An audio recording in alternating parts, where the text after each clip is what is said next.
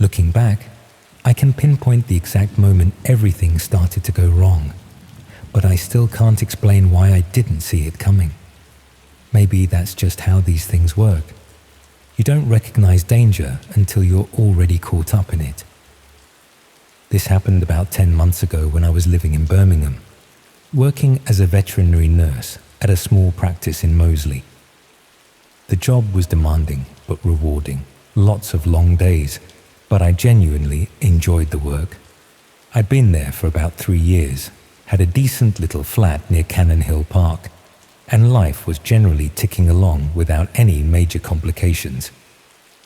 I've never been particularly tech-savvy, but I'm not completely hopeless either. I can navigate the internet well enough, understand basic privacy settings, that sort of thing. So when I read an article about the dark web one evening, I wasn't entirely clueless about what it was. The article was talking about how journalists and activists used it to communicate safely in countries with oppressive governments, how it wasn't all illegal marketplaces and criminal activity, like the media often portrayed it. The article mentioned that ordinary people could access it fairly easily, that it wasn't this incredibly complex thing requiring specialist knowledge.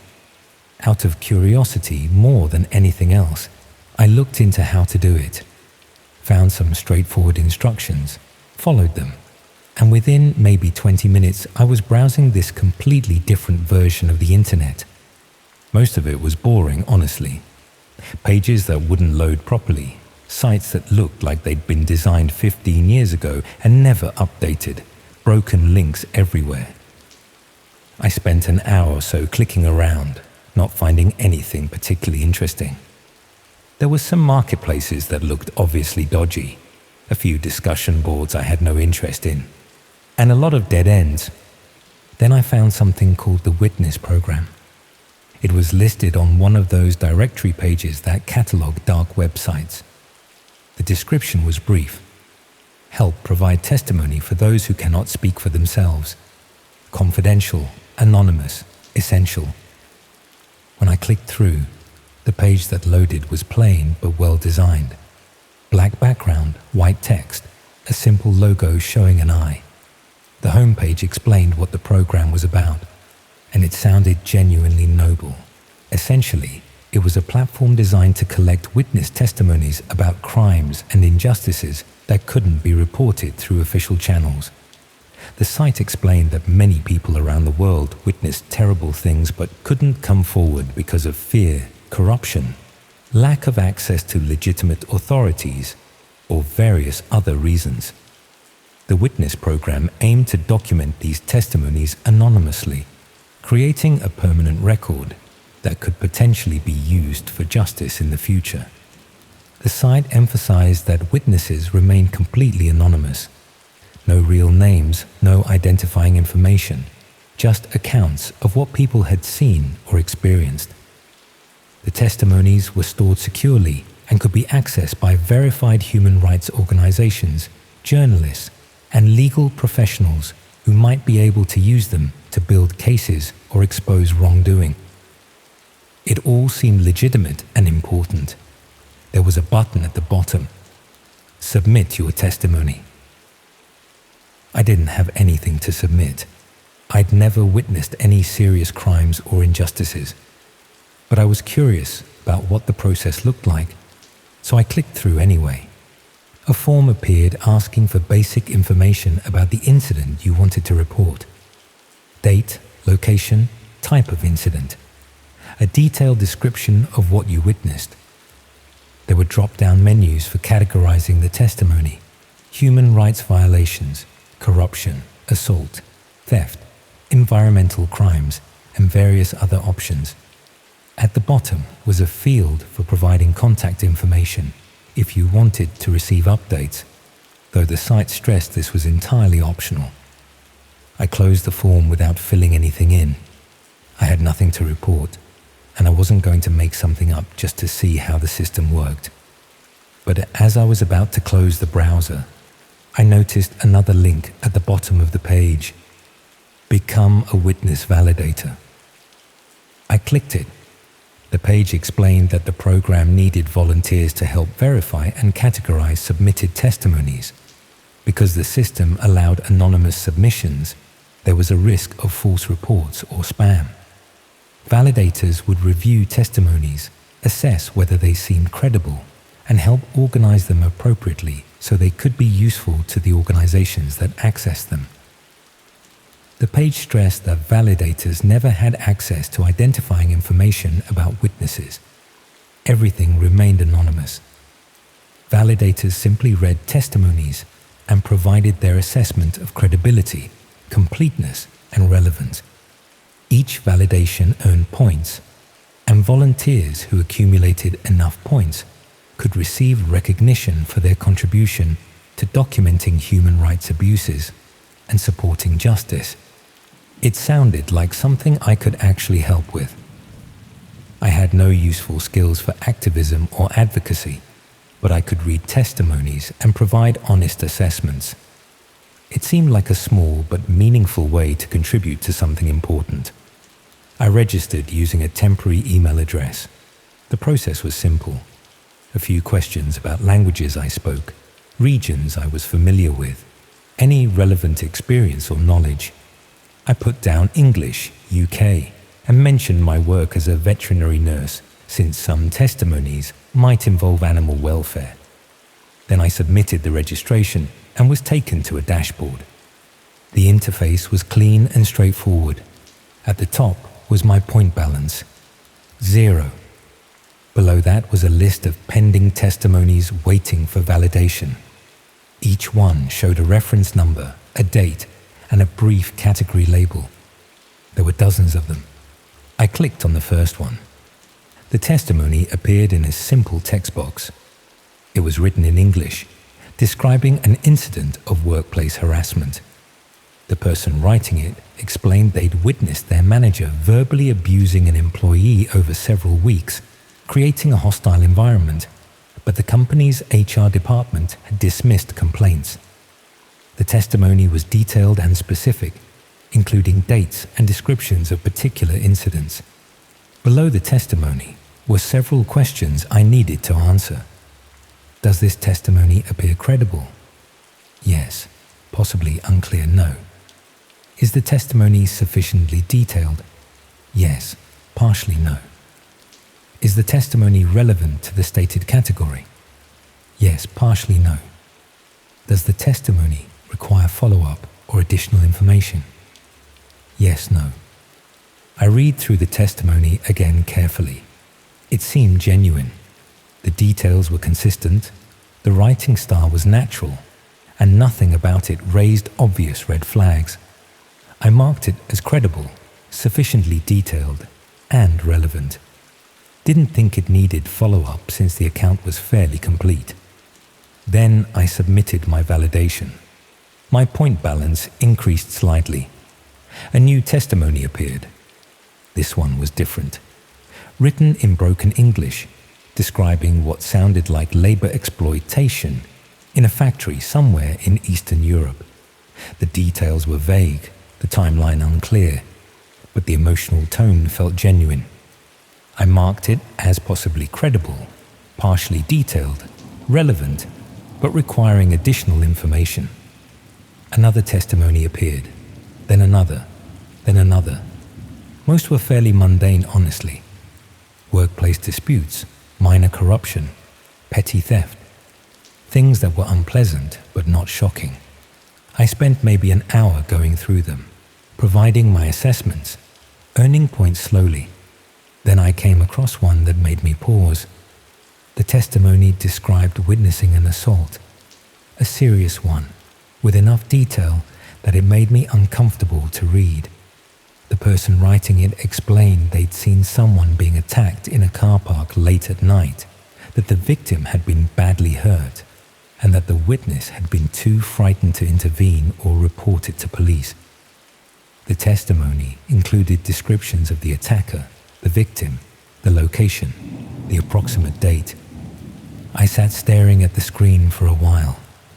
This wasn't workplace harassment or minor corruption. This was a violent crime, and someone had witnessed it but hadn't reported it, and now they were telling their story to this anonymous platform instead. I marked it as credible, sufficiently detailed and relevant, added a note suggesting it should be flagged for organizations that dealt with violent crime. Then I submitted the validation and tried not to think too much about what I just read. I kept validating testimonies over the next few days. Did maybe an hour or two each evening, working through the backlog, earning points steadily. Most testimonies were relatively minor things, but occasionally I'd come across something more serious. Assaults, thefts, fraud, abuse. Each time, I tried to assess them objectively, provide honest evaluations, and move on. After about a week, my point balance had reached around 500. I noticed a notification at the top of my dashboard. You are now eligible for priority validation tasks. These testimonies require experienced validators and earn additional points. There was a button, Access Priority Tasks. I clicked it. A new list of testimonies appeared, and immediately I could see these were different. The first one I opened described witnessing a murder, an actual murder, described in disturbing detail. The witness explained they'd been in the wrong place at the wrong time, had seen something they weren't supposed to see, and had been living in fear ever since. The testimony included specific information about the location, the people involved, the circumstances.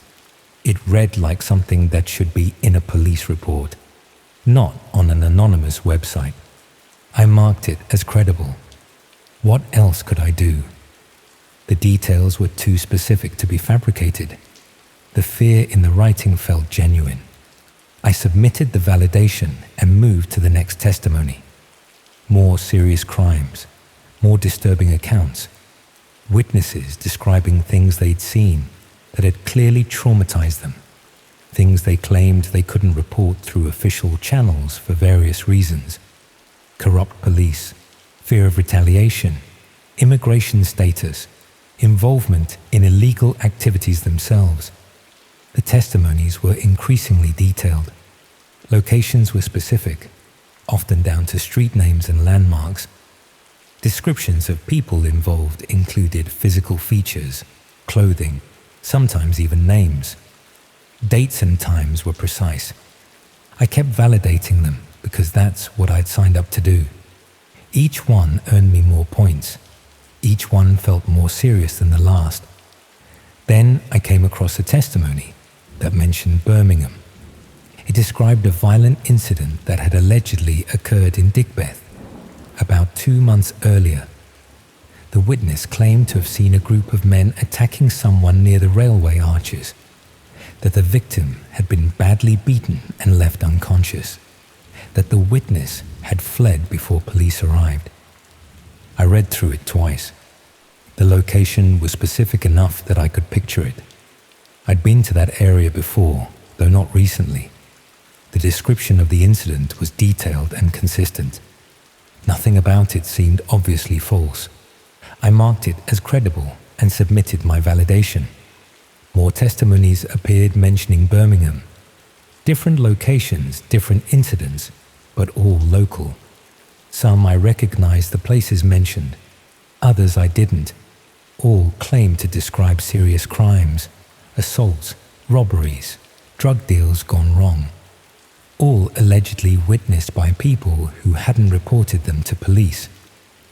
I started wondering why so many testimonies were suddenly from Birmingham. Coincidence?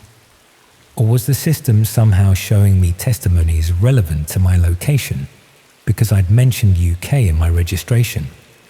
Then I got a testimony that made my stomach drop. It described an incident near Cannon Hill Park, my park, the one I walk through regularly. According to the testimony, someone had witnessed a woman being followed by a man as she walked home one evening, about 3 weeks earlier. The witness claimed the man had been acting suspiciously, maintaining distance but clearly tracking the woman's movements. The witness had considered intervening, but had been uncertain whether they were misreading the situation. they'd watched the woman reach her building safely, then seen the man stand outside for several minutes before leaving. The description of the location was extremely specific. The building was described in enough detail that I was fairly certain it was mine. The date mentioned was a Tuesday evening 3 weeks ago. I walked home through that park most Tuesday evenings after my late shift. I tried to tell myself it was coincidence. Lots of women walked through that park. Lots of buildings in the area matched the description. It didn't have to be about me. But the details kept matching up. The time was right. The day was right. Even the description of the woman was vague enough that it could have been me. Average height, dark coat, carrying a bag. I marked the testimony as credible because I couldn't think of any reason to doubt it. If someone really had witnessed this and thought they'd seen something suspicious, their testimony seemed genuine. Then I submitted the validation and sat there feeling cold. Someone had been following me 3 weeks ago, and someone else had witnessed it happening. And now I was reading about it on a dark website. I checked the date stamp on the testimony. It had been submitted 2 days ago. Whoever witnessed this had waited 3 weeks before reporting it anonymously to this platform. Over the next few days, more testimonies appeared mentioning the same area. Different incidents, different dates, but all near Cannon Hill Park or the surrounding streets. Someone witnessing suspicious behavior near the entrance to my building. Someone seeing a person sitting in a parked car outside for extended periods. Someone noticing the same individual walking past the same locations repeatedly over several days. Each testimony was written by a different anonymous witness. Each described something that seemed innocuous on its own, but felt threatening when combined with the others. And I was the one validating them, marking them as credible, confirming that yes, these testimonies seemed genuine. Yes, they were sufficiently detailed. Yes, they were relevant to their stated categories. I started paying more attention to my surroundings, looking for people who seemed to be watching or following me, checking if anyone was sitting in parked cars near my building, taking different routes home, varying my schedule. I didn't see anything obviously suspicious, but then the testimonies suggested the surveillance had been subtle enough that witnesses had been uncertain whether they were really seeing something wrong. Then a new type of testimony started appearing. These ones were different in tone. Instead of describing incidents they'd witnessed, they were describing people they'd seen. Detailed descriptions of individuals, including what they were wearing, where they'd been seen, what they'd been doing. One of them described me. I'm certain of it. Average height, dark hair, works in veterinary medicine, lives near Cannon Hill Park, usually walks home around 8 on Tuesday evenings. The testimony claimed to have seen this person exhibiting suspicious behavior, though it didn't specify what that behavior was. I was being documented, catalogued. Multiple anonymous witnesses were submitting testimonies about me, and I was validating them alongside dozens of other testimonies, confirming they seemed credible and detailed. I tried to stop validating, logged out of the dashboard, and didn't go back for several days. But I couldn't stop thinking about those testimonies, about who was submitting them and why. When I finally logged back in, my dashboard had been updated. There was a new section, testimonies requiring your attention. Inside were dozens of testimonies, all flagged as priority, all mentioning Birmingham, all describing incidents near my home. And there was a message at the top. As a validator familiar with this region, your input on these testimonies is particularly valuable. Please review and validate at your earliest convenience. They knew where I lived, not just the general area, but specifically. They were assigning me testimonies about my own neighborhood.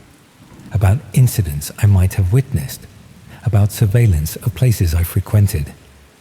I went through the testimonies mechanically, each one describing something that had allegedly been witnessed near my home. People loitering, cars parked suspiciously, someone trying door handles on my street late at night, a person photographing buildings including mine. Each testimony was dated within the past few weeks. Each was submitted by a different anonymous witness, and each was detailed enough to be credible, specific enough to be verifiable, disturbing enough to be frightening. I validated them all because I didn't know what else to do. Marked them as credible, as detailed, as relevant. Then I submitted the validations and watched my point balance increase. The next day, I noticed someone outside my building. A woman, maybe in her 40s, standing on the pavement across the street. She was looking at her phone, but her attention kept drifting to my building. She stood there for maybe 20 minutes before walking away. That evening, a new testimony appeared.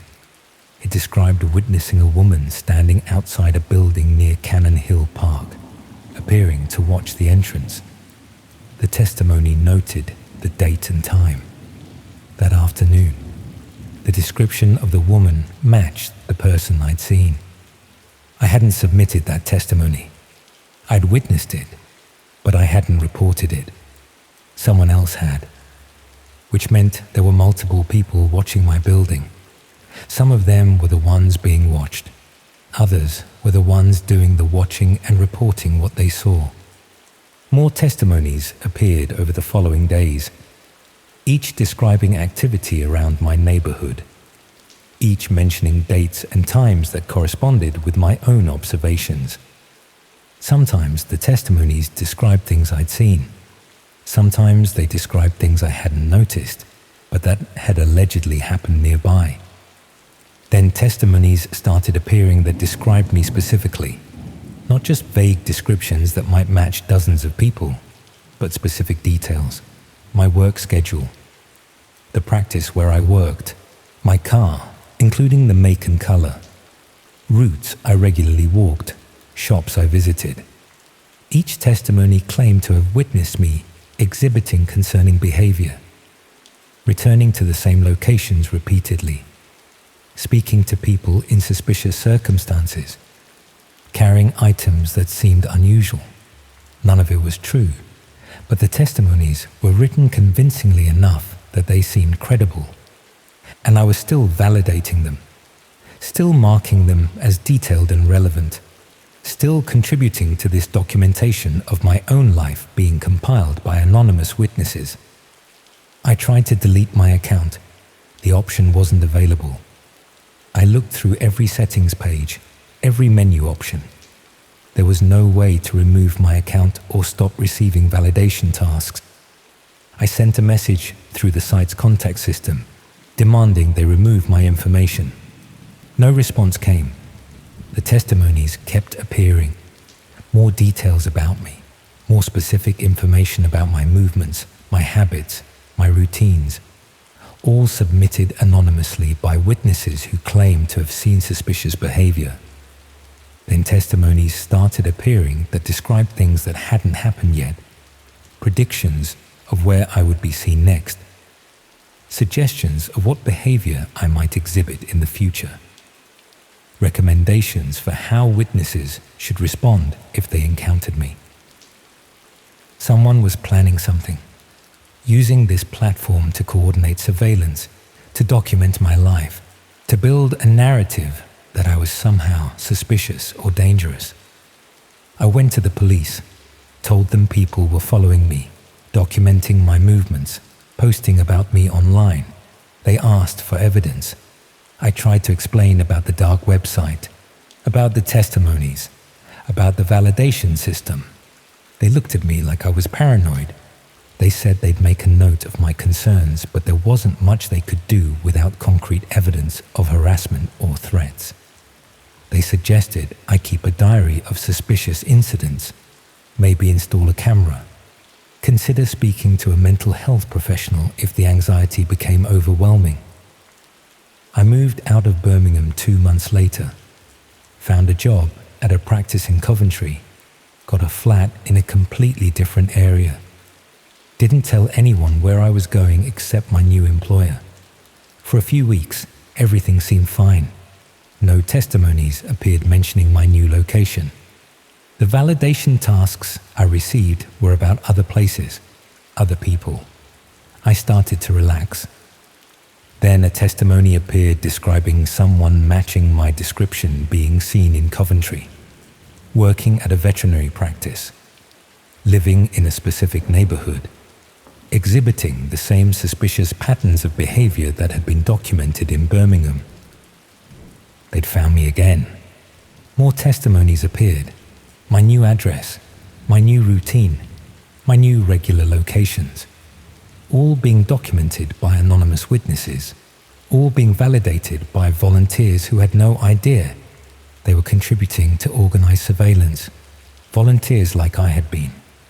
I stopped logging into the site, but the damage was done. My information was in their system. My life was being documented by dozens of anonymous witnesses, all submitting testimonies that painted me as suspicious, as dangerous, as someone who needed to be watched.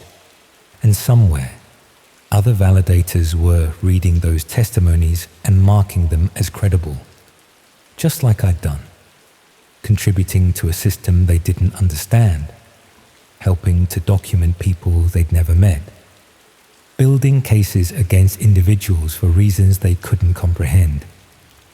I don't know who's behind the witness program. I don't know what they want or why I was targeted. I don't know if I'm the only one or if there are others being documented the same way. What I know is that I helped build the system that's now being used against me.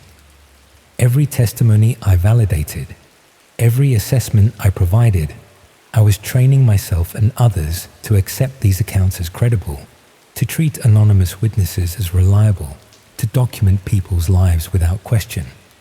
And now those same mechanisms are being used to document mine. I've moved 3 more times since Coventry. Each time, within days, testimonies appeared describing my new location. Each time, the documentation starts again. The witnesses multiply. The details accumulate. I can't escape it because I can't escape witnesses. Anyone could be one. Anyone could be watching, documenting, submitting testimonies about me to that platform. The woman at the bus stop, the man in the car park, the person walking their dog past my building. Anyone.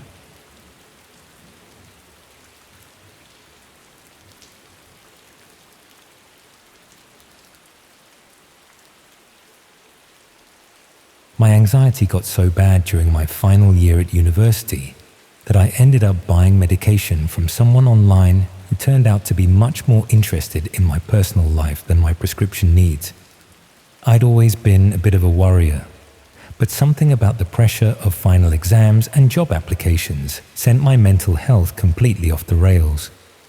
Panic attacks in lectures, sleepless nights staring at the ceiling, that constant feeling like something terrible was about to happen even when everything was fine. Classic anxiety symptoms that probably half the students at York were dealing with in their own ways. The obvious solution was to see a doctor and get proper medication. But the waiting list for mental health services was about 3 months long. The university counselling service was overwhelmed. Private therapy was expensive. And meanwhile, I was supposed to be writing my dissertation and applying for graduate jobs while feeling like I was having a heart attack every time someone mentioned deadlines. A friend mentioned that there were ways to get anxiety medication without going through the official channels. Nothing dodgy, she insisted. Just people who could provide prescriptions for students who needed help urgently and couldn't wait for the NHS bureaucracy to catch up with demand. I was desperate enough to consider it. The panic attacks were getting worse, and I was starting to fall behind on coursework because I couldn't concentrate on anything except the constant worry that everything was going wrong. if I could just get something to take the edge off for a few weeks, maybe I could get through the final push to graduation. Finding these unofficial prescription services turned out to be easier than I'd expected. There were entire communities online dedicated to helping students and young people access medications that were difficult to obtain through conventional channels. Most operated through hidden websites that required specific addresses to access. The service I eventually contacted called itself Student Health Solutions and presented itself as a legitimate medical consultancy that specialized in providing rapid access to treatments for common student health problems.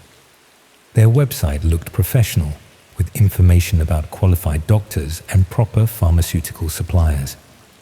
The consultation process seemed thorough and responsible. I filled out detailed forms about my medical history, symptoms, and previous treatments. I even had a video call with someone who claimed to be a qualified doctor, who asked intelligent questions about my anxiety and seemed genuinely concerned about finding appropriate treatment. The doctor explained that they could provide a short-term prescription for a mild anxiety medication that would help manage my symptoms while I waited for NHS treatment. The cost was reasonable, about £40 for a month's supply, and they guaranteed that the medication would be genuine pharmaceutical products, rather than dodgy internet pills. When the medication arrived, it was exactly as described. Proper packaging, correct labeling, even an information leaflet, with all the standard warnings and dosage instructions. I started taking it according to the prescribed schedule and found that it genuinely helped with the anxiety symptoms. For the first time in weeks, I could focus on my dissertation without constant panic about deadlines and failure. The medication didn't solve everything, but it gave me enough breathing room to function normally while I worked on getting proper support through official channels. But after about a week, I started receiving follow-up communications from Student Health Solutions that seemed oddly personal for a medical consultancy. The doctor who had conducted my initial consultation sent regular check-in emails asking not just about how the medication was working, but about my daily routine, social activities, and personal relationships. He wanted to know where I was living, who I was spending time with, even details about my family background and financial situation. When I asked why this information was relevant to my medical treatment, he explained that anxiety often had complex social and environmental causes. Understanding my complete circumstances would help him provide more effective support and identify any factors that might be contributing to my symptoms. That explanation seemed reasonable for a holistic approach to mental health care, but the questions were becoming increasingly detailed and personal, going well beyond what seemed necessary for medical purposes. He wanted to know about my daily schedule in specific detail, what time I woke up, when I had lectures, where I ate meals, what route I took walking around campus. He asked about my relationships with flatmates, whether I felt safe in my accommodation, if I'd had any problems with other students or university staff.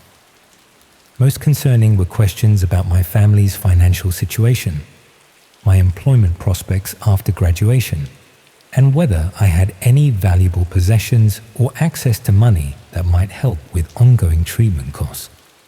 I started to suspect that the medical consultation was being used as cover for gathering information that had nothing to do with providing healthcare. When I tried to research Student Health Solutions more thoroughly, I found very little information about the organization beyond their professional-looking website. No registration with medical regulatory bodies, no physical address beyond a PO box, no verifiable credentials for the staff who claimed to be qualified doctors. The medication itself was genuine, but that didn't necessarily mean the people providing it were legitimate medical professionals. I decided to stop responding to the follow-up questions and just focus on using the medication I'd already received. But the communications from Student Health Solutions became more persistent and concerning. The supposed doctor started expressing worry about my mental health based on my reduced communication. He suggested that isolation and withdrawal were signs that my anxiety was getting worse and that I needed more intensive support than just medication. He offered to arrange in-person consultations at locations around York, claiming that face-to-face assessment would allow him to provide more effective treatment. When I declined, he seemed genuinely concerned that I was putting my health at risk by avoiding professional medical support. But he also started demonstrating knowledge about my activities that he couldn't have gained through our online communications. He mentioned seeing me around campus in specific locations, knew which coffee shops I'd been visiting, even referenced conversations I'd had with friends that he couldn't possibly have overheard, unless he'd been deliberately monitoring my activities. It was becoming clear that Student Health Solutions wasn't just providing informal medical consultations. They were using healthcare as a pretext for systematic surveillance of vulnerable students. I tried to research other people who might have used their services, looking for reviews or discussions about their treatment experiences. What I found was more disturbing than I'd expected. There were scattered reports from students who had received medication from similar services, but had subsequently experienced problems that seemed unrelated to their original health concerns. Identity theft, burglary, even stalking incidents that had started shortly after they provided personal information during medical consultations. Most concerning were cases where students had become dependent on their unofficial medication suppliers, unable to transition to legitimate NHS treatment because their informal providers had created complex psychological relationships that were difficult to break. Some students reported that their supposed doctors had gradually increased their involvement in personal decision-making, offering advice about relationships, career choices, and financial management that went far beyond medical treatment, creating dependent relationships where vulnerable young people relied on their medication providers for guidance about all aspects of their lives. I realized I was potentially being targeted by people who used fake medical services to identify and exploit vulnerable students. The anxiety medication was probably genuine, but it was being used as bait to establish relationships with young people who were dealing with mental health problems and might be susceptible to manipulation and control. I stopped taking the medication immediately and tried to cut all contact with Student Health Solutions. But they continued sending communications expressing concern about my welfare and offering various types of support that seemed designed to maintain some form of relationship. When I ignored their emails, they started using text messages and phone calls. The supposed doctor claimed he was worried about my mental health and felt professionally responsible for ensuring I received appropriate care. But the calls often came at times when I was alone in specific locations, suggesting that my activities were still being monitored, despite my attempts to end our professional relationship. Most disturbing was evidence that they had detailed information about my financial situation, academic performance, and family circumstances that I'd never provided during the original consultation. They knew about my student loan balance, my parents' occupations, even my employment prospects after graduation. Someone had been conducting comprehensive background research into my personal life, using information that could only have been gathered through systematic surveillance or unauthorized access to official records. I started taking precautions around my daily routine, varying my schedule and being more careful about sharing personal information. But I also began to suspect that the surveillance had been going on much longer than I'd realized. Looking back at the original consultation process, I could see signs that Student Health Solutions had already known significant details about my circumstances before I'd contacted them.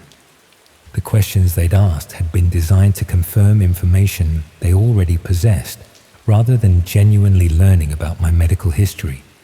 They had somehow identified me as a potential target before I'd even been aware that services like theirs existed. The friend who had recommended them might have been unknowingly part of a recruitment process designed to connect vulnerable students with people who specialized in exploiting their mental health problems. I tried contacting the friend who had originally mentioned the service, hoping to understand how she'd learned about them and whether she'd experienced similar problems. But she claimed not to remember giving me their details and seemed uncomfortable discussing anything related to unofficial healthcare services. When I pressed her for more information, she suggested that I might be confused about where I'd heard about student health solutions, and that maybe my anxiety was causing me to misremember recent events.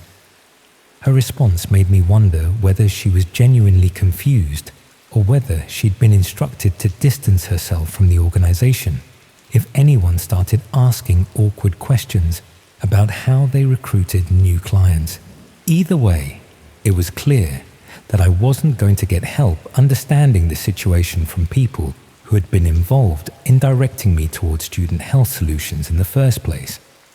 I considered reporting everything to the police, but explaining the situation would require admitting that I'd obtained prescription medication through illegal channels.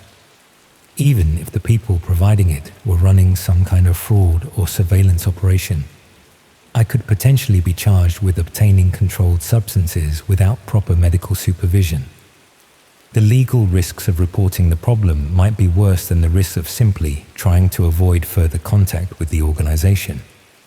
But I also knew that other students were probably being targeted through similar schemes, and that the surveillance and manipulation tactics I'd experienced were likely being used against more vulnerable people who might be less able to recognize what was happening to them. Students dealing with serious mental health problems would be particularly susceptible to people who offered medical help while gradually gaining control over their personal lives and decision-making processes. I started monitoring online communities where students discussed mental health and informal healthcare options, looking for other people who might have encountered student health solutions or similar organizations. What I found was a pattern of reports from students who had received medication or treatment from unofficial providers, but had subsequently experienced various forms of harassment, exploitation, or identity theft. Most of these students had been in vulnerable situations when they'd first sought help, dealing with mental health crises, financial problems, or academic difficulties that made them desperate enough to consider alternatives to official support services. The fake medical providers had used their initial healthcare consultations to identify students who were isolated, financially insecure, or struggling with personal problems that made them susceptible to manipulation. Once they'd established relationships with vulnerable targets, they'd gradually expanded their involvement in those students' lives, offering various forms of support and guidance that created psychological dependence while gathering information that could be used for financial fraud or other criminal purposes. Some students had lost significant amounts of money to people who had gained their trust by providing medical help during mental health crises. Others had experienced identity theft, stalking, or harassment that had started after they'd shared personal information during fake medical consultations. The most disturbing cases involve students who had become completely dependent on their unofficial healthcare providers, unable to function independently because they'd been systematically isolated from legitimate support systems and convinced that only their fake doctors could provide effective treatment. I realized that Student Health Solutions was probably part of a larger operation that specialized in identifying and exploiting vulnerable young people through fake medical and support services. They used legitimate seeming healthcare provision as a way to establish relationships with targets who were dealing with mental health problems, financial difficulties, or other vulnerabilities that made them susceptible to manipulation and control. The genuine medication they provided was just the initial hook used to establish trust and credibility. Once they'd gained access to their targets' personal lives, they could exploit that access for various criminal purposes while maintaining the appearance of being helpful healthcare providers. But understanding the scheme didn't necessarily protect me from its consequences. I'd already provided them with extensive personal information and had demonstrated that I was dealing with mental health problems that might make me a valuable long-term target. Even if I avoided further direct contact with Student Health Solutions, the information they'd gathered about me could be used for identity theft, fraud, or sold to other criminals who specialized in targeting vulnerable individuals. The surveillance of my daily activities was probably continuing, and the people behind the organization might decide that I posed a security risk if they suspected I was planning to expose their operations. I was trapped in a situation where seeking help for mental health problems had made me a target for criminals who specialized in exploiting people with exactly the vulnerabilities I'd been trying to address. The medication that was supposed to help me manage anxiety had instead created a much more serious and long-term threat to my safety and independence. And somewhere out there, other students were probably going through the same process, reaching out for help with mental health problems and unknowingly providing criminals with everything they needed to systematically destroy their lives.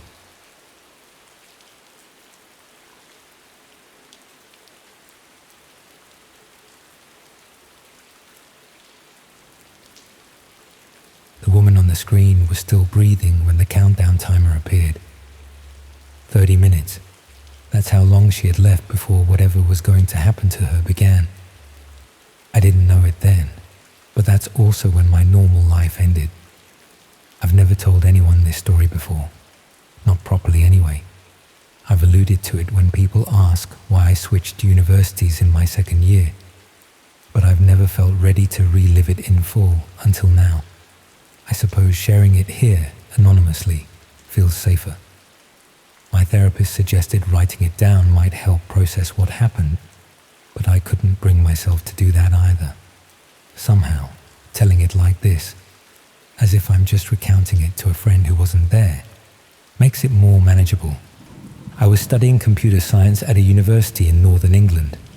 Not one of the fancy Russell Group ones, but decent enough. The campus was this odd mix of brutalist 1960s concrete blocks and sleek glass buildings that had been added more recently. Our main computer lab was in one of these newer buildings, all gleaming surfaces and ergonomic chairs.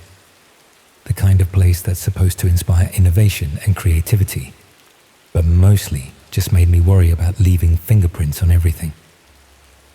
It was mid-October, about 6 weeks into my first year. The excitement of my first weeks had worn off, and the reality of the workload was setting in. I remember it was raining that day. Not the dramatic, thunderous kind, but that persistent, miserable drizzle that seems to seep into your bones. The type of weather that makes you want to stay indoors, which is exactly what I was doing. I had a 2-hour gap between lectures and decided to use the time to work on a programming assignment due the following week. The computer lab was busier than usual because of the weather, but I managed to find a spot near the back. I always preferred sitting there, fewer distractions, and I didn't have to worry about people looking over my shoulder at my screen.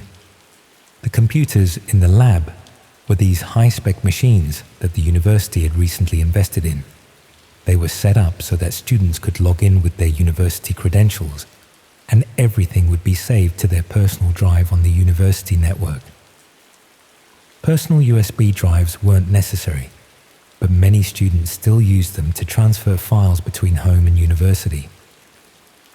I was about halfway through my assignment when Professor Harris walked in. He taught our Introduction to Network Security module and was known for being somewhat eccentric but brilliant. He was in his 50s, with a perpetually rumpled appearance, the stereotype of an academic who cared more about ideas than presentation. Professor Harris was setting up for a lecture that would be held in the lab later that afternoon. He was connecting his laptop to the projector and muttering to himself. I didn't pay much attention. I was struggling with a particularly frustrating bit of code. But then I noticed him searching through his pockets and bag with increasing urgency. He'd clearly lost something. Eventually, he approached the teaching assistant who was supervising the lab and had a brief conversation I couldn't hear. The assistant shrugged and gestured around the room. Professor Harris looked annoyed but resigned. He left shortly after, presumably to retrieve whatever he'd forgotten from his office. I returned to my assignment, but a few minutes later, I noticed something under the desk where Professor Harris had been standing. A small black USB drive. Without thinking much of it, I picked it up, assuming it contained his lecture slides for the afternoon. I thought I'd be helpful and plug it into his laptop so it would be ready when he returned. This is the moment I replay in my head constantly. The moment where if I'd made a different choice, if I'd just left the USB drive at the reception desk or waited for Professor Harris to come back, everything that followed might not have happened. But I didn't. Instead, I walked over to his laptop, which was still connected to the projector but had gone into sleep mode. I wiggled the mouse to wake it up and plugged the USB drive into one of the ports.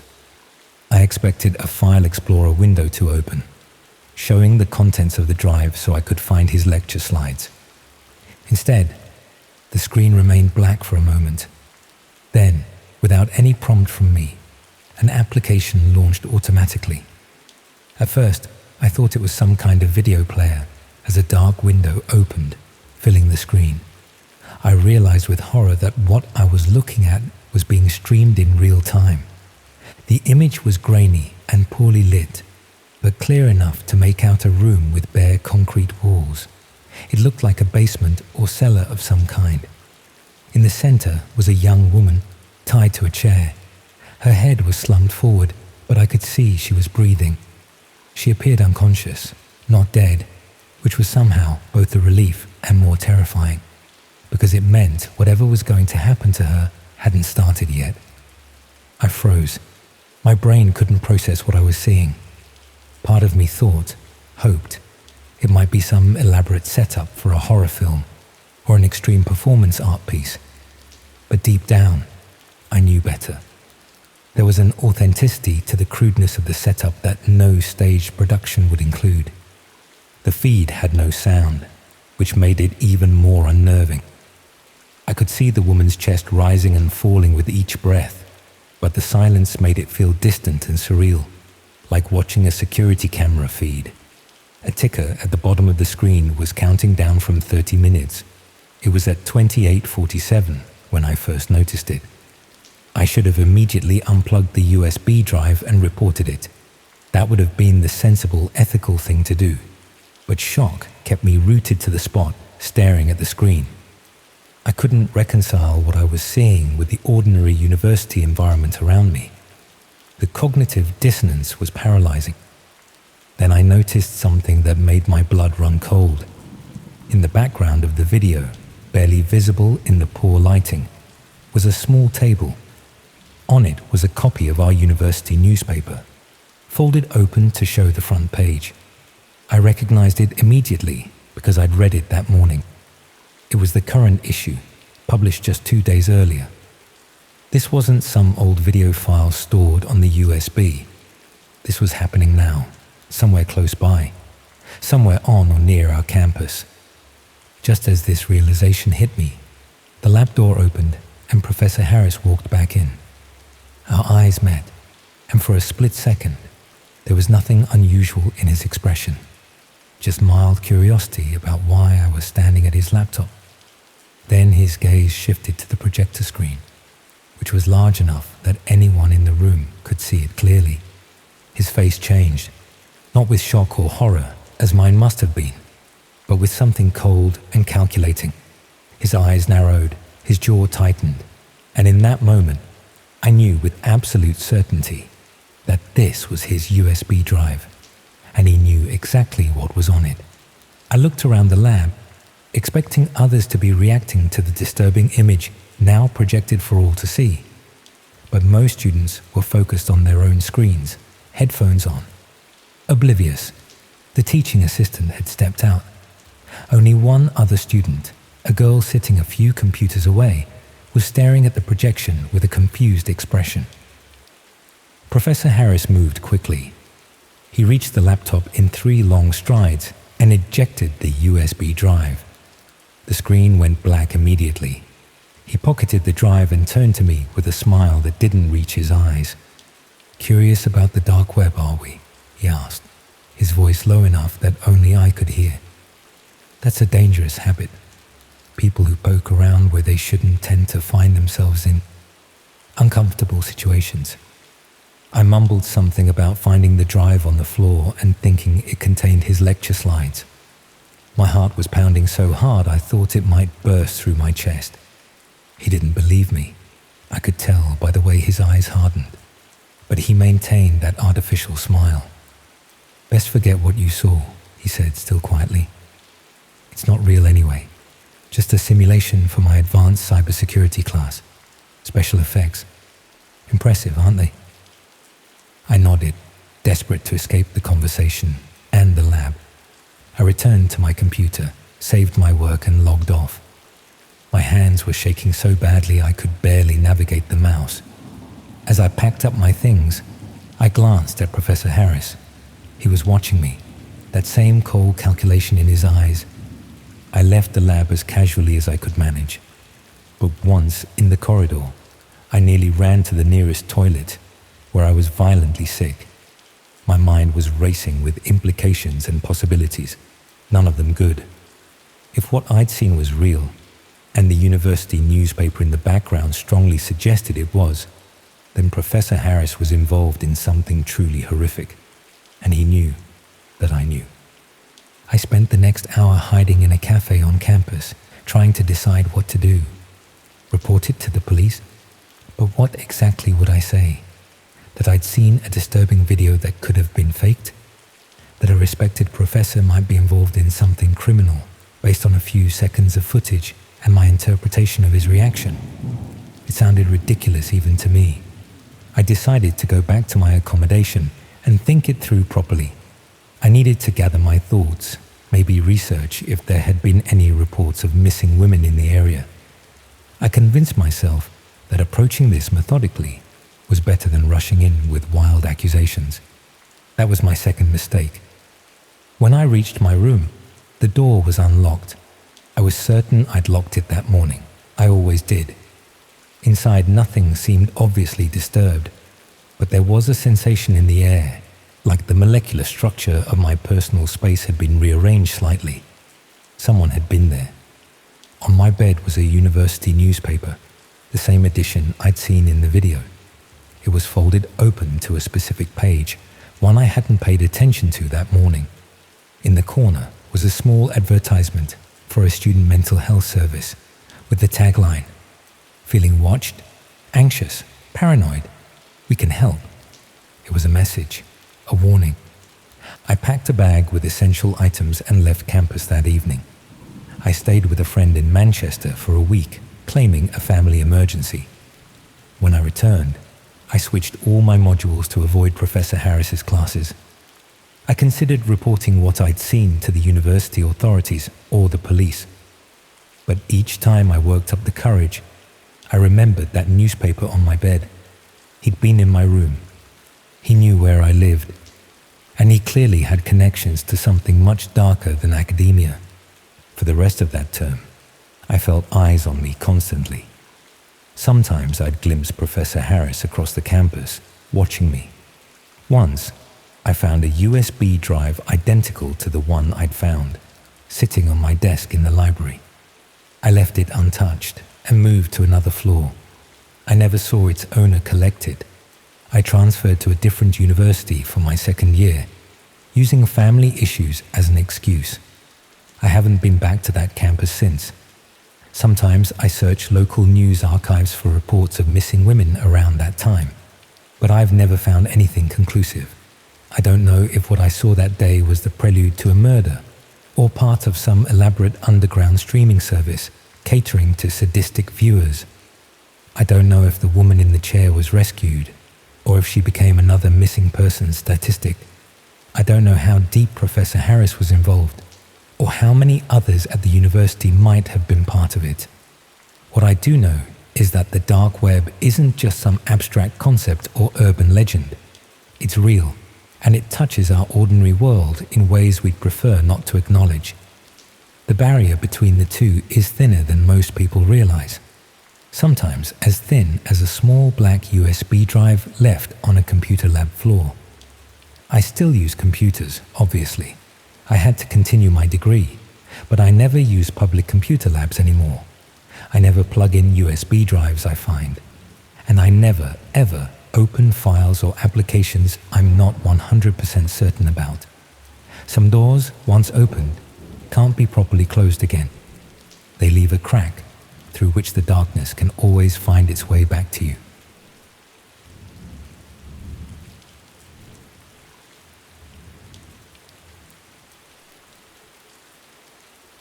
I've been debating whether to share this with anyone for weeks now. It still doesn't feel quite real, even though I know what happened. My sleep hasn't been the same since. I keep checking my devices, wondering if someone's watching. I guess writing it down might help me process everything, even if just to convince myself I'm not going mad. I work in digital marketing for a small agency in Manchester. Nothing fancy.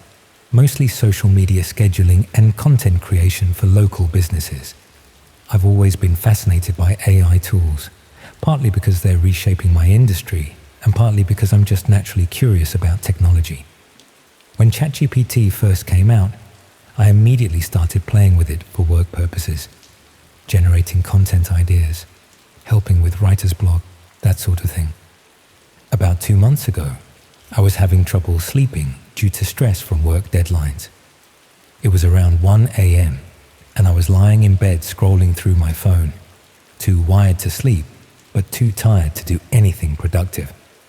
My bedroom was dark except for the glow from my phone screen, rain pattering against the window, one of those typical dreary February nights in northern England. I opened ChatGPT, thinking I'd ask it to help me brainstorm content for a difficult client who ran an artisanal cheese shop. But for some reason, maybe boredom, maybe the late hour loosening my usual professional focus, I decided to try something different. I'd been watching a documentary about cold cases earlier that evening, and it got me thinking about unsolved mysteries in general. I typed, "Tell me about an unsolved mystery that not many people know about." The response was pretty standard at first. A paragraph about some obscure disappearance from the 1950s that I'd actually already heard of. Nothing particularly interesting, but then I got more specific, asking it to tell me about internet mysteries instead. That's when things started to get strange. The AI began describing a case involving a child who went missing from a small town in Cheshire in the early 1990s, the exact town where I grew up. It mentioned specific details about the case, including the name of the local park where the child was last seen. The thing is, I remembered this case vividly. It had happened when I was 7 years old, and it had terrified me and every other kid in the neighborhood. We weren't allowed to play outside alone for months afterwards. What unsettled me wasn't just that the AI knew about this obscure local case from 30 years ago. It was that some of the details it shared weren't ever reported in the news. The description of the distinctive red and blue jacket the missing child had been wearing, for instance. I remember this detail clearly because my mum had thrown away my similar jacket after the incident, too disturbed by the association. But I'd never seen that detail in any news report or article about the case. I felt a cold shiver run down my spine. How could ChatGPT know this? Had it somehow accessed local police records?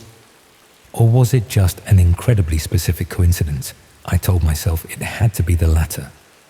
That the AI had generated a generic missing child case, and my brain was filling in the similarities because it was late and I was tired. Curious now, I pushed further. I asked it to tell me more about internet mysteries related to the dark web specifically. the response started normally enough, mentioning the usual stuff about illegal marketplaces and Bitcoin transactions. Then, mid-paragraph, the tone shifted slightly. The writing became more conversational, less formal, almost as if someone else had taken over. It began describing something called the Spectator Club, supposedly an exclusive dark web community where members could watch live feeds of people who were unknowingly being monitored through their own devices. It claimed these weren't hacked webcams or anything so basic, but sophisticated operations where targets were carefully selected and sometimes even manipulated into specific scenarios for the entertainment of viewers. The description was detailed, explaining how members would pay in cryptocurrency for different tiers of access, with the highest tier allowing them to actually suggest scenarios or actions for the monitors to attempt to create. It explained how they used AI to identify potential targets by scanning social media for specific vulnerability markers in people's posting patterns. Then came the part that made my blood run cold. The AI wrote, for example, someone like you, living alone, working late hours, with an interest in true crime and technology, regularly ordering takeaway food rather than going out, and recently searching for information about home security systems after hearing about a break-in on your street 2 weeks ago, would be considered an ideal candidate. I froze. I did live alone. I had been working late. I was interested in true crime and technology. I had ordered takeaway 3 times that week, and there had been a break-in on my street 2 weeks prior, after which I'd researched security cameras online. My heart was pounding as I tried to rationalize this. These could be reasonable guesses based on my previous conversations with the AI. Maybe I'd mentioned living alone or my work hours in earlier prompts. The interest in true crime could be inferred from my current questions. The takeaway part was unsettling, but could be a lucky guess based on typical habits of people working late. But the break-in on my street, how could it possibly know about that? As I was trying to process this, the AI continued, describing how the Spectator Club members would sometimes introduce themselves to targets by demonstrating how much they knew about them. And then, at the end of the response, there was a string of text that looked like a Tor address, one of those .onion URLs you need a special browser to access. Right after it, the AI added, "But you shouldn't visit this." No one should. It's merely an example of what these addresses look like. I sat up in bed, fully awake now, a knot forming in my stomach. This felt wrong in a way I couldn't quite articulate. I decided to report the conversation as inappropriate, thinking the AI had clearly been fed some problematic information. But before I could, the app refreshed itself, and when I checked my conversation history, that particular exchange was gone. All my other conversations were still there, but this specific one had vanished completely. I told myself I was being paranoid. The app probably just glitched and lost that conversation thread. It happens, but I couldn't shake the unease I felt, especially about those oddly specific details. I closed the app and tried to sleep, but my mind kept racing. The next day, curiosity got the better of me. I couldn't stop thinking about that Tor address. What if the Spectator Club was real? What if people really were being watched without their knowledge? I told myself I just wanted to verify if this was something I should report to authorities. That's how I justified downloading Tor. I installed the browser, copied the address from memory as best I could, and hesitated before hitting enter. A part of me knew this was stupid, exactly the kind of thing people criticize in horror films. But another part needed to know if this was real, or if my sleep-deprived brain had imagined the whole thing. When the page loaded, it looked disappointingly mundane. Just a black background with a simple login form. No indication of what the site was about. A small note at the bottom read, "Invitation code required." I felt a mixture of relief and anticlimax. Without an invitation code, I couldn't access whatever this was anyway. I was about to close the browser when my phone pinged with a notification. A text message from an unknown number. Your invitation code is 347XZB. We've been waiting for you to join us. My hands started shaking so badly, I dropped my phone. This couldn't be happening. It had to be a coincidence, some spam text that happened to arrive at the worst possible moment. I picked up my phone and blocked the number immediately, then shut down my laptop and unplugged it for good measure. For the next few days, I jumped at every notification. I covered my laptop camera with tape and even disconnected my smart TV. I considered going to the police but couldn't imagine how I'd explain what had happened without sounding completely delusional. A week later, I received an email with the subject line, Spectator Feedback Survey. The body was empty except for a link. I deleted it immediately and ran a virus scan, which found nothing. The following day, another email arrived, this one saying, "Your viewing patterns suggest you enjoy watching from your kitchen window at 8:15 p.m. Your neighbors provide excellent content." The blood drained from my face. I did often find myself absent-mindedly watching my neighbors while waiting for my kettle to boil around that time. It was just a coincidence, I told myself. It had to be. But I closed my curtains that evening and have kept them closed ever since. Over the next few weeks, the messages became more frequent and more specific. References to conversations I'd had in my flat when I thought I was alone. Descriptions of items I'd recently purchased. At one point, I received a text with nothing but the title of the book I was currently reading. A paperback I'd bought from a second-hand shop, not ordered online. I've since moved flats, changed my phone number, deleted all my social media accounts, and bought a new laptop. I only access the internet through public Wi-Fi now, using a VPN. I've stopped using any AI tools completely. But here's the thing that keeps me up at night. What if the AI didn't send me to the Spectator Club? What if it was trying to warn me that I was already being watched? What if the reason it knew those details about me wasn't because it was somehow spying on me, but because someone else was, and they were feeding that information into its training data? I don't know if I'll ever feel safe again. Every camera I pass, every device with a microphone, every stranger looking at their phone when I walk by, they all make me wonder if I'm still being watched, if I'm still providing content for some hidden audience. And the most terrifying thought of all, what if I'm not the only one? What if there are thousands of us out there being monitored without our knowledge, our lives turned into entertainment for people we'll never see? How would we even know?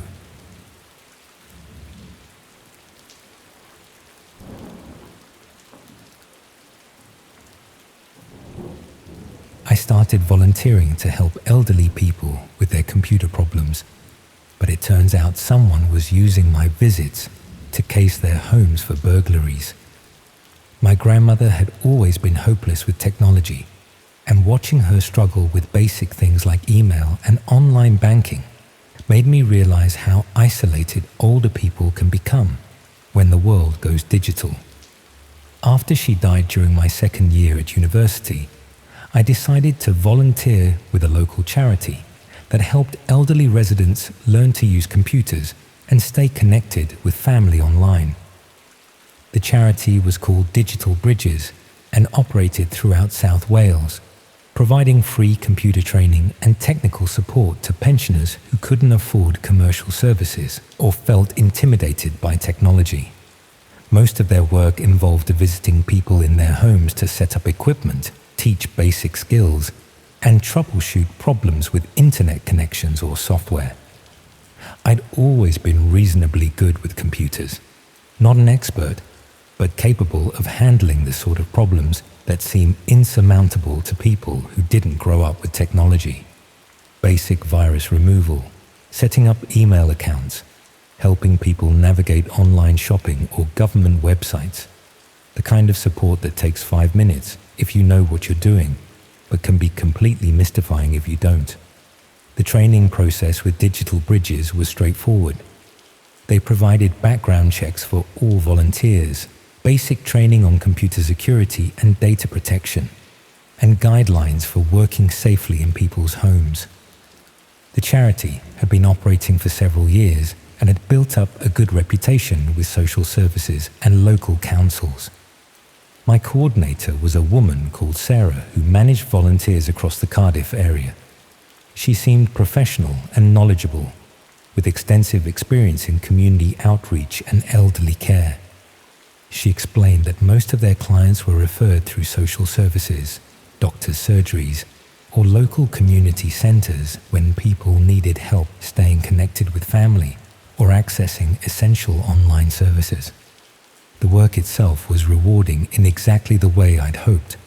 Most clients were genuinely grateful for help with technology that allowed them to video chat with grandchildren, order groceries online, or manage their finances without having to travel to bank branches. Simple assistance that made a significant difference to people's independence and quality of life. But after a few weeks of regular visits, I started noticing aspects of the Digital Bridges operation that seemed unusual for a charity focused on computer training. Sarah was surprisingly interested in details about clients' living situations that didn't seem relevant to providing technical support. She wanted to know about security arrangements, valuable items people owned, and whether they had family members who visited regularly. When I asked why this information was necessary, she explained that understanding clients' circumstances helped the charity provide appropriate support and identify people who might need additional services. The client referral process also seemed more complex than necessary for a simple computer training program. Rather than just providing contact details and basic information about what help people needed, referrals included comprehensive background information about clients' financial situations, health conditions, and family relationships. Sarah explained that this detailed information helped volunteers provide personalized support and identify potential safety concerns when visiting vulnerable people in their homes. But the level of detail seemed excessive for what should have been straightforward technical assistance. I began paying more attention to the other volunteers working for Digital Bridges, trying to understand whether they shared my concerns about the organization's practices. Most volunteers were genuinely committed to helping elderly people with technology problems and seemed unaware of any issues with how the charity operated. But I noticed that Sarah assigned certain volunteers to specific types of clients in ways that didn't seem to be based purely on technical expertise or geographic convenience. Volunteers with particular backgrounds or skills were consistently assigned to clients who lived alone, had valuable possessions, or received minimal family support. Meanwhile, clients who lived with relatives or had active social networks were usually assigned to different volunteers who seemed less experienced or committed to the work. The pattern suggested that Sarah was systematically matching certain volunteers with vulnerable clients who might be suitable targets for some purpose beyond computer training. When I tried to discuss this with other volunteers, most seemed genuinely confused by my concerns and suggested that I was reading too much into normal administrative decisions about workload distribution and volunteer capabilities. But a few volunteers admitted they'd noticed similar patterns and had wondered about the charity's selection criteria for client assignments. Some had been asked to gather specific information about clients' daily routines, security arrangements, and valuable possessions in ways that seemed unrelated to providing technical support. One volunteer mentioned that Sarah had specifically requested detailed reports about clients' homes, including information about door and window security, alarm systems, and the location of expensive items like jewelry or electronics. When the volunteer had questioned why this information was necessary, Sarah had explained that it helped the charity assess whether clients needed additional support services or referrals to other organizations. I started documenting the information requests I received from Sarah, looking for patterns that might reveal what she was really interested in learning about our clients. The requests consistently focused on details that would be valuable for planning burglaries or other crimes against vulnerable elderly people. She wanted to know when clients were typically alone, what security measures they had in place, and what valuable items they owned that might be worth stealing. Most concerning was her interest in clients' relationships with family members and neighbors. She wanted to know who had keys to their homes when relatives visited, and whether anyone would notice if clients were absent or in distress for extended periods.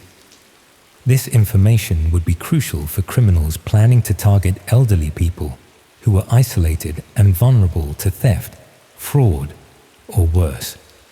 I realized that Digital Bridges might not be a legitimate charity at all. Instead, it appeared to be a criminal operation that used computer training as a pretext for gathering intelligence about potential victims of crime. The volunteers were unknowingly conducting reconnaissance for people who planned to exploit or harm the elderly clients we thought we were helping. When I tried to research Digital Bridges more thoroughly, I found that while the charity was officially registered and had proper documentation, there was very little information about its leadership, funding sources, or actual activities beyond the basic computer training services. The charity's website and promotional materials looked professional, but they contained minimal specific information about their programs, success stories, or partnerships with other organizations. For an established charity that claimed to serve hundreds of clients across South Wales, their public profile was surprisingly limited. Most legitimate charities had extensive documentation about their work, regular reports to funders, and active engagement with local media and community organizations. Digital Bridges seemed to operate with much less transparency and accountability than would be expected for an organization providing services to vulnerable populations.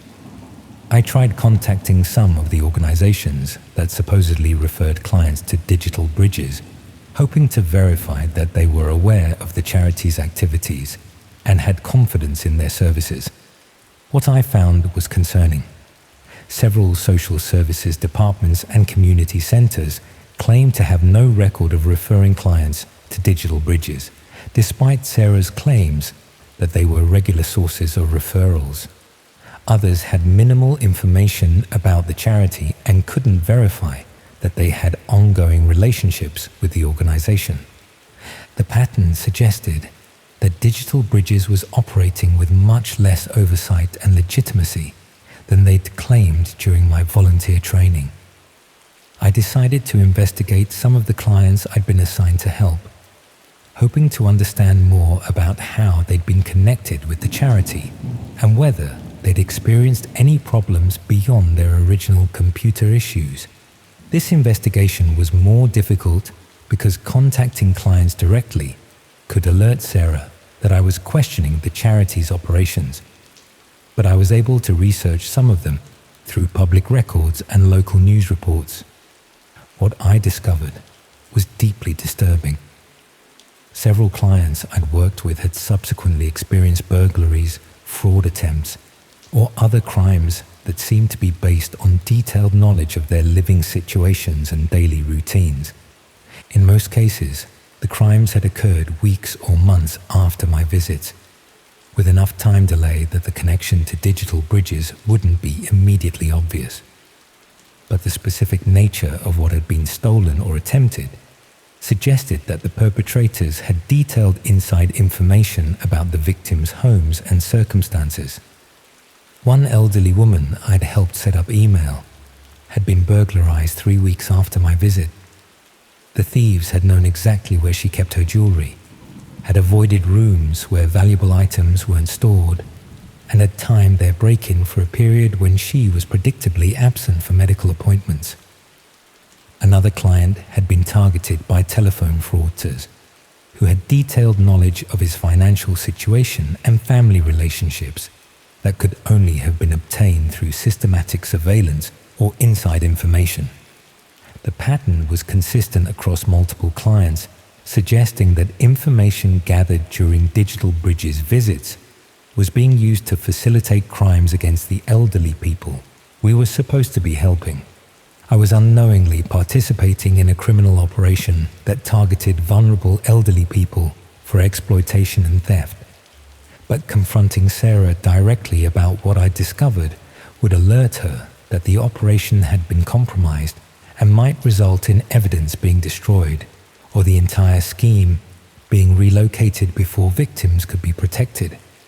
I needed to find a way to document the criminal activity and alert law enforcement without revealing that I'd discovered the truth about Digital Bridges. I started keeping detailed records of all my interactions with Sarah and the specific information requests she made about clients. I also began photographing any documents or materials related to the charity's operations that I could access during volunteer meetings or training sessions. Most importantly, I tried to identify other clients who might be at risk of being targeted for crimes based on the types of information Sarah had requested about their circumstances. This process revealed that the Digital Bridges operation was much larger than I'd initially realized.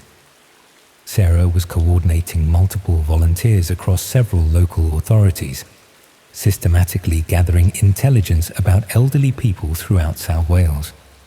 The scale of the operation suggested that it wasn't just opportunistic crime, but a systematic business that specialized in identifying and exploiting vulnerable elderly people through fake charity work.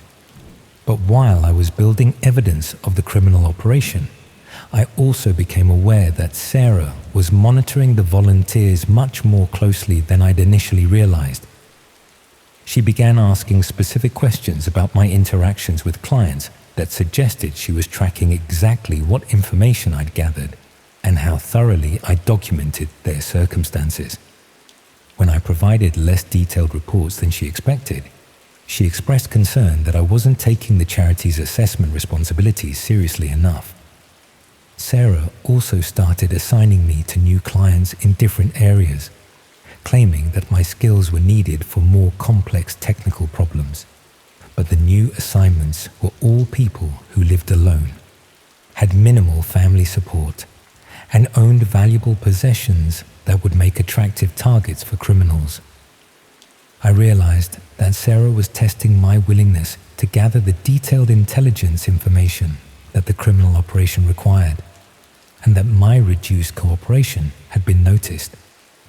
If I continued to resist providing the information she wanted, I might be dropped from the volunteer program before I could gather enough evidence to expose the operation. But if I cooperated with her requests, I'd be directly facilitating crimes against innocent elderly people. Meanwhile, the clients I'd already worked with remained at risk of being targeted for crimes based on information I'd unknowingly provided during my early visits. I decided that I had to prioritize protecting potential victims, even if it meant revealing that I'd discovered the criminal nature of the Digital Bridges operation. I started contacting some of the clients I'd worked with, claiming to be conducting follow-up surveys about the charity's services. During these conversations, I tried to warn them about potential security risks without directly accusing Digital Bridges of criminal activity. I suggested that they review their home security arrangements, be cautious about sharing personal information with strangers, and consider changing their daily routines if they felt unsafe or observed. Most clients were receptive to these suggestions and appreciated the follow-up contact from someone they'd worked with previously. But some seemed confused about why I was providing security advice that went well beyond computer training. I also started researching how to report the criminal operation to law enforcement in a way that would protect both the potential victims and my own legal situation. Reporting suspected criminal activity was complicated by my own involvement in gathering some of the intelligence that could be used to harm elderly clients. Even though I'd been unknowingly participating in the scheme, I could potentially be charged as an accessory if prosecutors decided. that I should have recognized the criminal nature of the operation sooner. But I also knew that delaying action to protect my own interests would mean that more elderly people would be victimized by criminals who were using my volunteer work to facilitate their crimes. The morning I decided to contact the police, Sarah called to inform me that the charity was expanding its operations and needed volunteers who were willing to take on additional responsibilities. She explained that Digital Bridges had secured funding for a new program that would provide more comprehensive support to elderly clients, including assistance with financial management, home security assessments, and family communication services. The new program would require volunteers to gather much more detailed information about clients' circumstances and to provide regular reports about their welfare and security needs. Sarah offered me a paid position coordinating the expanded program in the Cardiff area, with responsibility for training new volunteers and managing client assessments. It was clear that the criminal operation was expanding and that Sarah wanted to recruit me as a more active participant in systematically targeting elderly people for exploitation. I had run out of time to gather more evidence or find a way to expose the operation without compromising my own safety.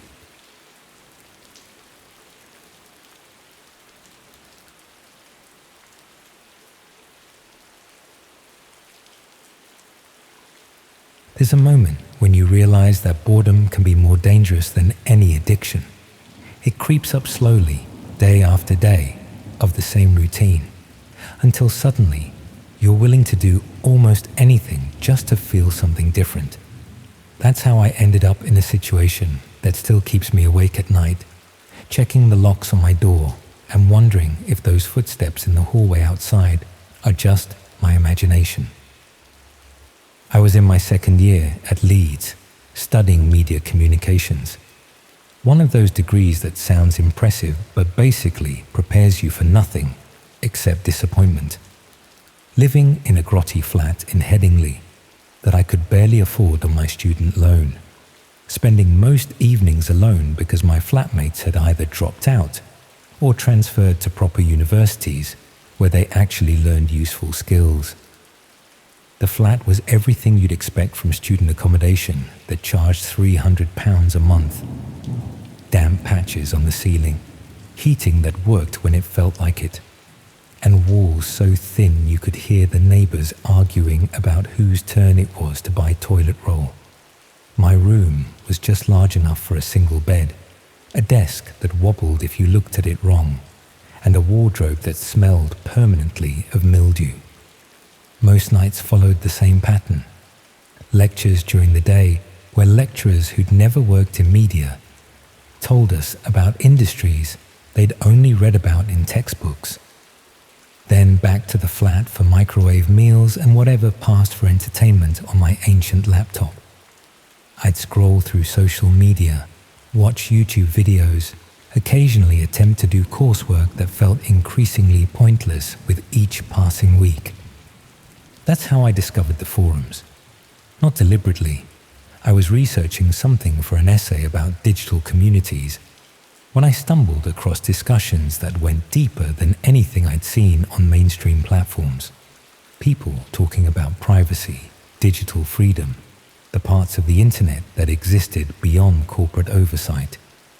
It seemed more real than anything I was learning in lectures, more honest than the sanitized world of Facebook and Instagram. The transition to exploring these hidden communities happened gradually. Someone would mention a forum that required special access, or reference a discussion happening on platforms I'd never heard of.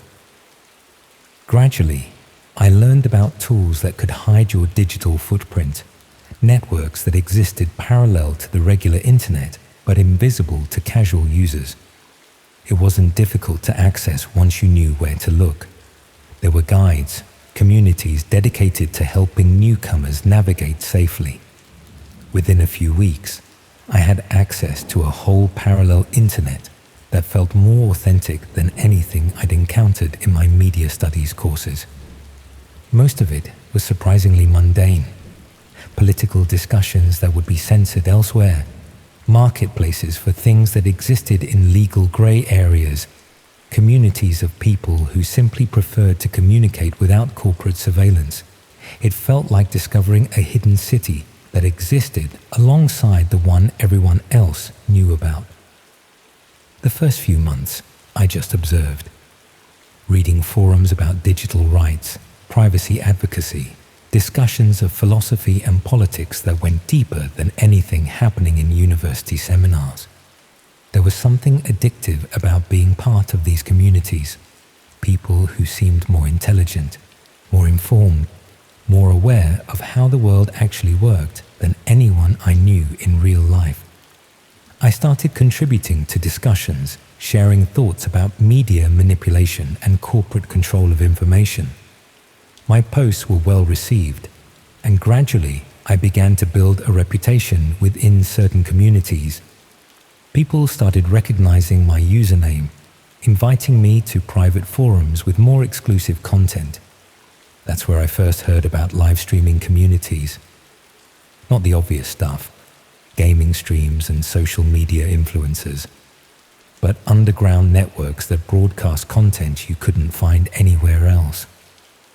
Documentary footage from conflict zones, investigative reports that mainstream media wouldn't touch, real journalism that existed outside corporate control. The concept appealed to me immediately. As someone studying media, the idea of accessing unfiltered content, seeing events as they actually happened rather than how they were packaged for mass consumption, felt like the logical extension of everything I was learning about information control and narrative manipulation. The invitation came through a private message from someone I'd been discussing media theory with for several weeks. They'd noticed my interest in authentic journalism and wondered if I'd like to observe some live investigative work. A research collective, they called it, documenting social experiments and human behavior studies that universities wouldn't approve, but which provided genuine insights into psychology and social dynamics. They included access details for a private streaming platform and a scheduled time, that Thursday at 10:30. No explanation of what specific research I'd be observing, just an invitation to witness something most people would never see. The academic framing made it feel legitimate, important, like I was being offered access to cutting-edge research that would enhance my understanding of media and human behavior. The streaming platform was simple but professional looking. Clean interface, high-quality video feeds, chat functionality that allowed viewers to discuss what they were observing. When I connected at the appointed time, there were already about 15 people online, and they welcomed me warmly. The conversation was exactly what I'd expected from an academic community. People discussed research methodologies, shared insights about psychological principles, debated the ethics of observational studies. Someone mentioned they were pursuing a PhD in social psychology at Durham. Another person talked about their work in documentary filmmaking. They seemed like exactly the kind of intelligent, engaged people I'd been hoping to find in university, but never had. The research subject that night was social isolation and peer pressure. We were observing how an individual responded to being placed in an unfamiliar environment with limited social contact, measuring their psychological adaptation and decision-making under stress. The academic discussion was fascinating. People analyzed body language, predicted behavioral responses, shared relevant research from established psychology journals. The observation space was a small, clinical-looking room with white walls and professional lighting. A single chair faced multiple cameras, and monitoring equipment lined one wall. It looked exactly like the kind of setup you'd expect from a legitimate research facility, clean and organized, and obviously expensive. The subject was a young man, probably around my age. who'd volunteered for what he believed was a standard psychology experiment. The researchers explained through the chat that he'd been told he was participating in a study about decision-making under stress, which was technically accurate but didn't reveal the full scope of what was being measured. What followed was subtle psychological manipulation presented as scientific methodology. The subject was asked to make increasingly difficult choices, each decision designed to measure his responses to social pressure and isolation. The academic observers discussed his reactions with clinical detachment, noting signs of stress and predicting how his behavior would change as the experiment progressed. I found myself genuinely engaged with the research. This was the kind of real-world psychology that my university courses only touched on theoretically. Here was an actual experiment, measuring genuine human responses in controlled conditions.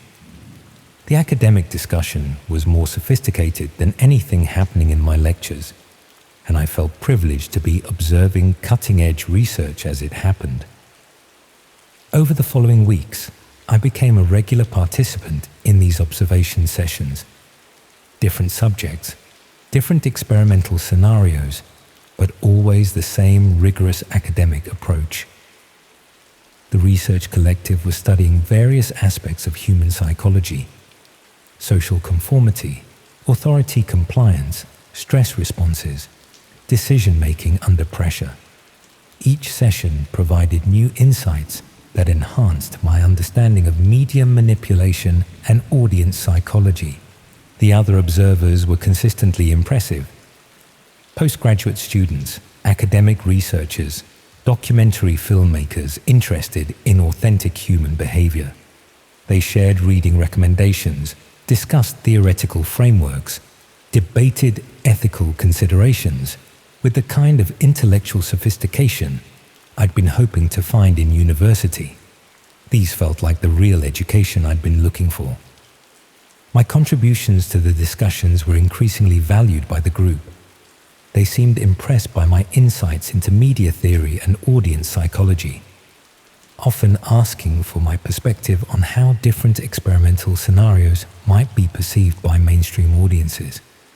Gradually, I began to feel like a genuine member of the research community rather than just an observer.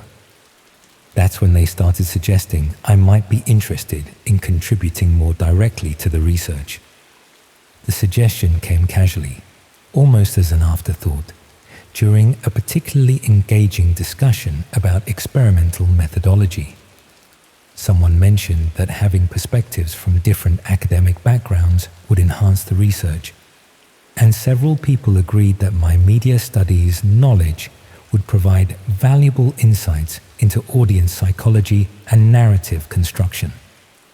The research coordinator, the person who'd originally invited me, explained that they were always looking for participants who understood the academic value of the work. Someone with my background could contribute both as an observer and as a subject, providing comparative data about how media-literate individuals responded to the same experimental conditions they'd been testing on less educated volunteers. I felt flattered. These people, whose intelligence and academic credentials I respected, were telling me I had something valuable to offer. They weren't just inviting me to observe research, they were asking me to become part of it, to contribute to studies that could advance understanding of human psychology and media manipulation. The logistics were straightforward. They operated several research facilities around the country, including one in Manchester that would be convenient for me to reach from Leeds. Sessions typically lasted a few hours, and participants were compensated for their time. More importantly, I would be contributing to research that had genuine academic value, work that might eventually be published in respected journals. I agreed without hesitation. The opportunity to be part of legitimate psychological research, especially research that aligned with my academic interests, was exactly the kind of experience that would distinguish my degree from the theoretical nonsense most of my classmates were learning. The arrangements were handled through encrypted messaging, which seemed appropriate for sensitive research that hadn't yet been published. They provided an address in Manchester's city centre and a time, the following Saturday at 2 in the afternoon. I was told to bring identification and any questions I might have about the research methodology. The building was exactly what I'd expected from a legitimate research facility. Modern office block in Manchester's business district, professional signage, security desk in the lobby. I gave my name to the receptionist, who confirmed my appointment and directed me to the 7th floor. The research coordinator met me at the lift, an academic-looking woman in her 40s who introduced herself as Dr. Sarah Mitchell. She seemed exactly right for the role, speaking with the kind of measured authority I associated with university lecturers, but with more genuine warmth than most of my actual professors managed. The facility itself was impressive. Clean corridors lined with office doors bearing academic titles, research laboratories with expensive-looking equipment, meeting rooms where serious-looking people discussed what appeared to be legitimate academic work. Everything reinforced the impression that this was real research being conducted by qualified professionals. Dr. Mitchell explained the day's experimental protocol as we walked towards the observation room.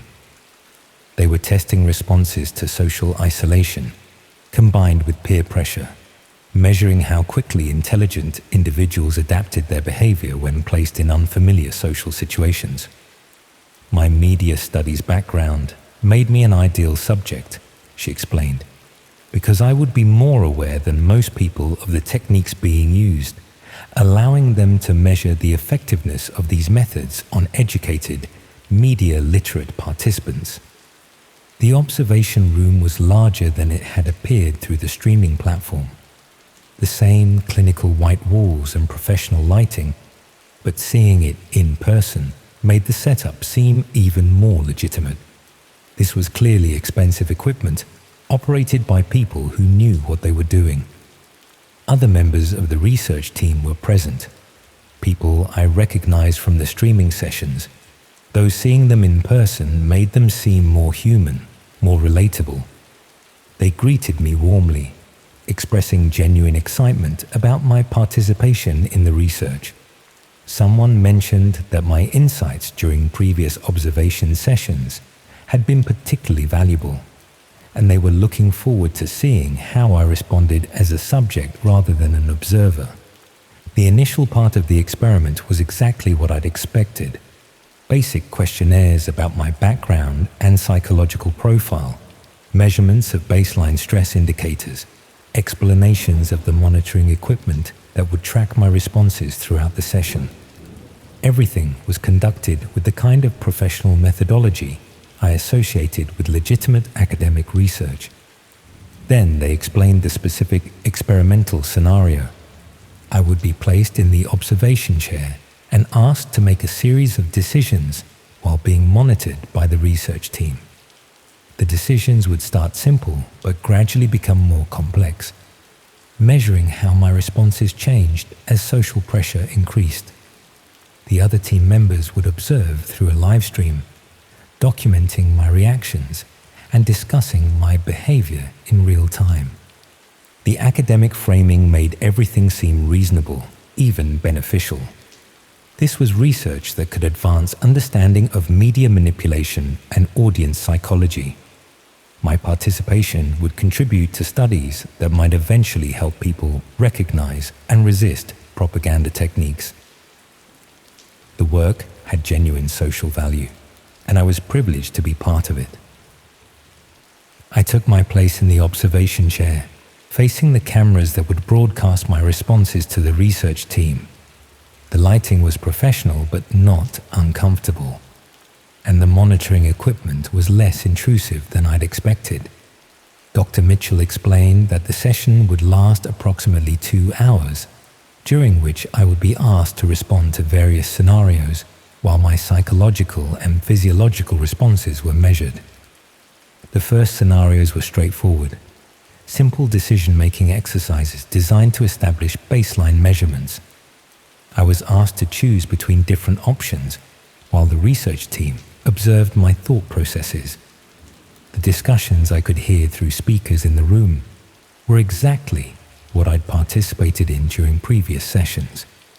Academic analysis of body language, stress indicators, decision-making patterns. But gradually, the scenarios became more personal. Instead of abstract choices, I was asked to discuss my own life, my fears, my ambitions. The research team's observations became more focused on my individual psychology rather than general human behavior. Their academic discussions started including specific details about my background that I hadn't provided during the initial questionnaires. That's when I began to realize something was wrong. The information they were discussing, details about my university course, my financial situation, my family background, hadn't come from anything I told them during the session. They knew about my student debt, my poor relationship with my parents, my lack of close friendships at university, information that could only have come from extensive research into my personal life. Dr. Mitchell noticed my growing discomfort and explained that background research was standard procedure for this type of psychological study. They needed to understand participants' motivational frameworks to properly analyze their responses.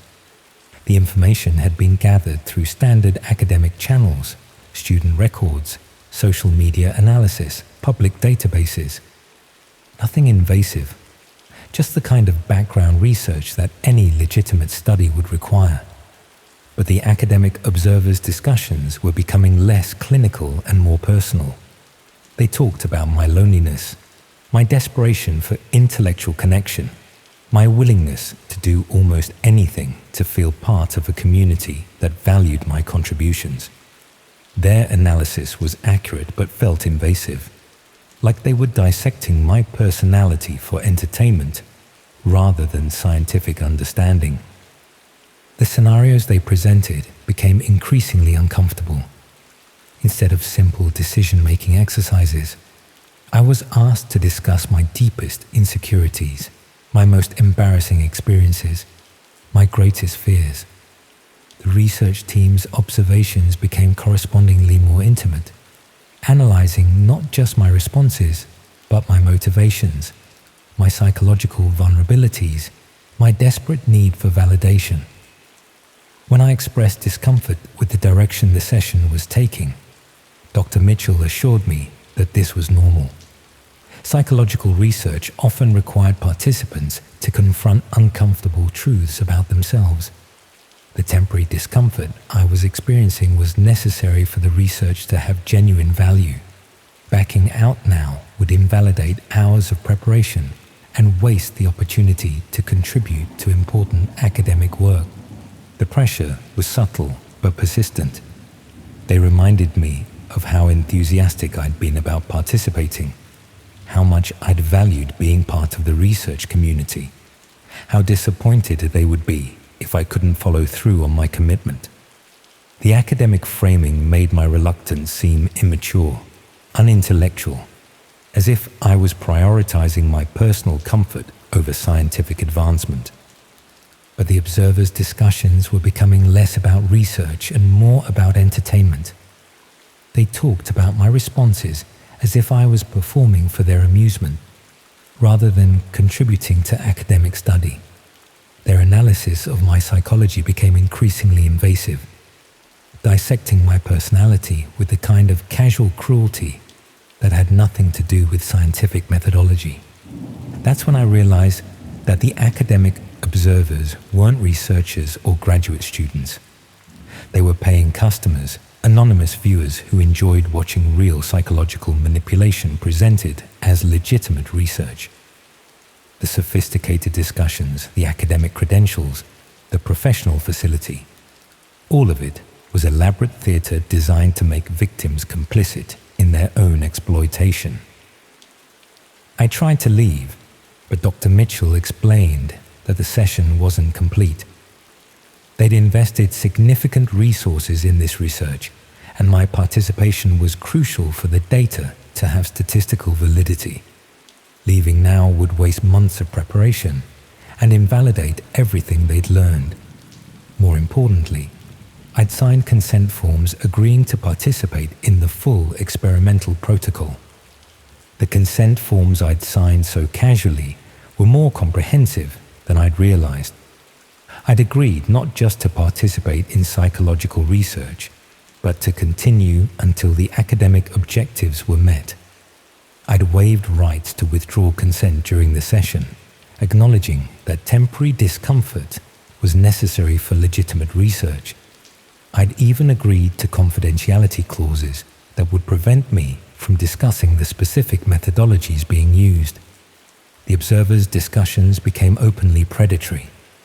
They talked about how long I would resist, what it would take to break down my remaining psychological defenses, how much payment they were willing to make for specific responses. The academic pretense was dropped entirely, replaced by the casual cruelty of people who enjoyed watching others suffer. But I was still in the chair, facing cameras that broadcast my growing panic to anonymous viewers who were betting on my psychological breakdown. The professional lighting that had seemed so legitimate now felt harsh, clinical, designed to capture every detail of my distress for the entertainment of people I would never see. Dr. Mitchell continued to frame everything in academic terms, but her explanations became increasingly hollow. This was research into psychological resilience, she insisted. My responses were providing valuable data about stress management and social compliance. The temporary discomfort I was experiencing was necessary for the advancement of human understanding. The session continued for hours.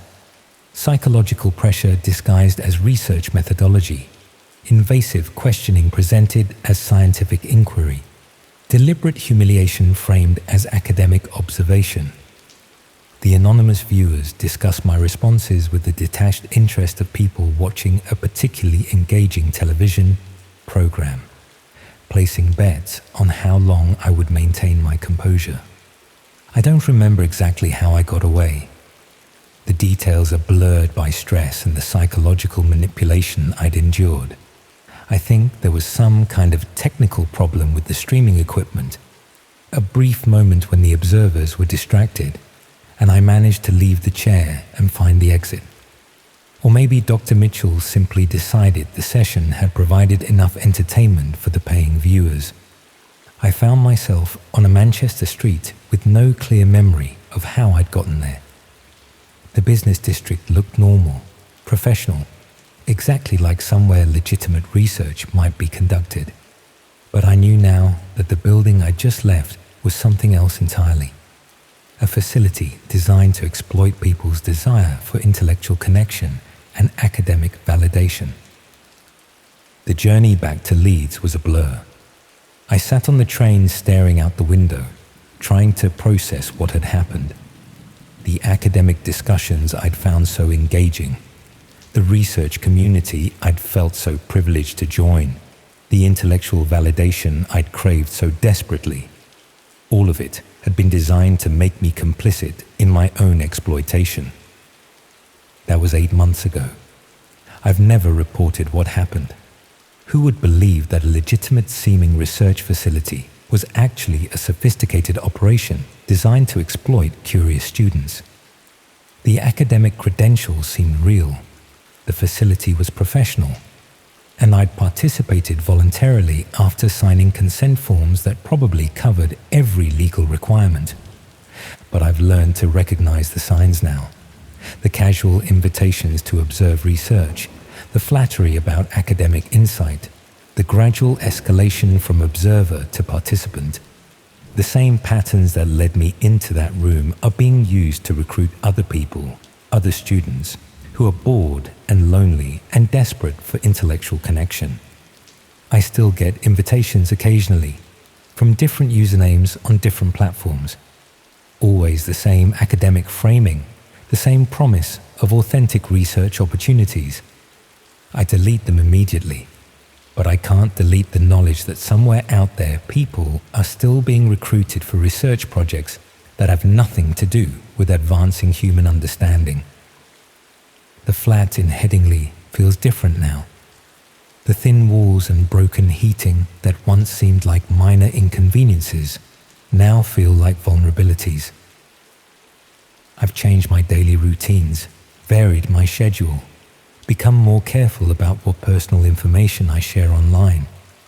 But sometimes, late at night, when the building is quiet and I'm lying awake listening to footsteps in the corridor, I wonder if they know where I live. Because the thing about that kind of operation is that they don't just exploit you once and move on. They build profiles, gather information, create detailed psychological assessments that could be valuable for future projects. I was part of their research for months before I became a subject, and they learned everything they needed to know about what motivates me, what frightens me, what I'm willing to do for validation and intellectual connection. The academic community I thought I'd found doesn't exist. Real research happens in universities with proper oversight and ethical guidelines. But the desire for intellectual connection, for being part of something important and meaningful, is real enough. And there are people who understand how to exploit that desire, how to make isolation and boredom feel like academic opportunity. I'm finishing my degree this year, though media communications feels even more pointless now than it did before. The theoretical frameworks we study in lectures seem naive compared to what I've learned about psychological manipulation and social engineering. But I've also learned that the real world is full of people who understand human psychology better than any university course could teach. The chair is still out there somewhere, in a professional-looking facility with academic credentials and research equipment. And they're still recruiting participants, still finding people who are bored enough and lonely enough and desperate enough for intellectual validation to sign consent forms they don't fully understand. Sometimes I think about the young man I observed during my first session, the volunteer who thought he was participating in standard psychological research. I wonder if he ever realized what was really happening, if he managed to leave before they asked him to become a regular participant, if he's somewhere now checking logs and listening for footsteps and wondering if those casual invitations he receives are what they claim to be. Because once you've been in that chair, once you felt those cameras capturing every detail of your psychological breakdown for the entertainment of anonymous viewers, you never really feel safe again. The academic pretense might be dropped, the session might end, but the knowledge that there are people out there who enjoy watching human suffering remains.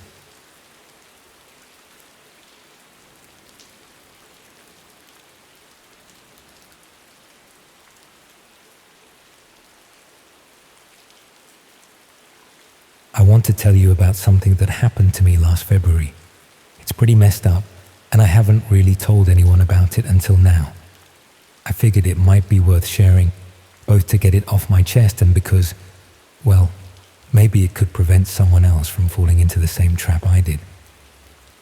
It all started when I received an invitation to test out a new VR experience at a place called Neo Sensory in Manchester. What was supposed to be a simple tech preview turned into one of the most disturbing experiences of my life and opened my eyes to a dark reality hiding behind cutting-edge technology. I've always been into tech, especially gaming and VR.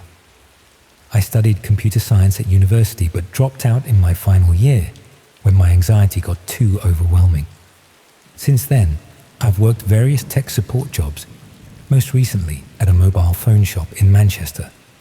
Nothing glamorous, but it paid the bills and kept me connected to the industry I loved. In my spare time, I ran a moderately successful gaming blog where I reviewed indie titles and new VR experiences.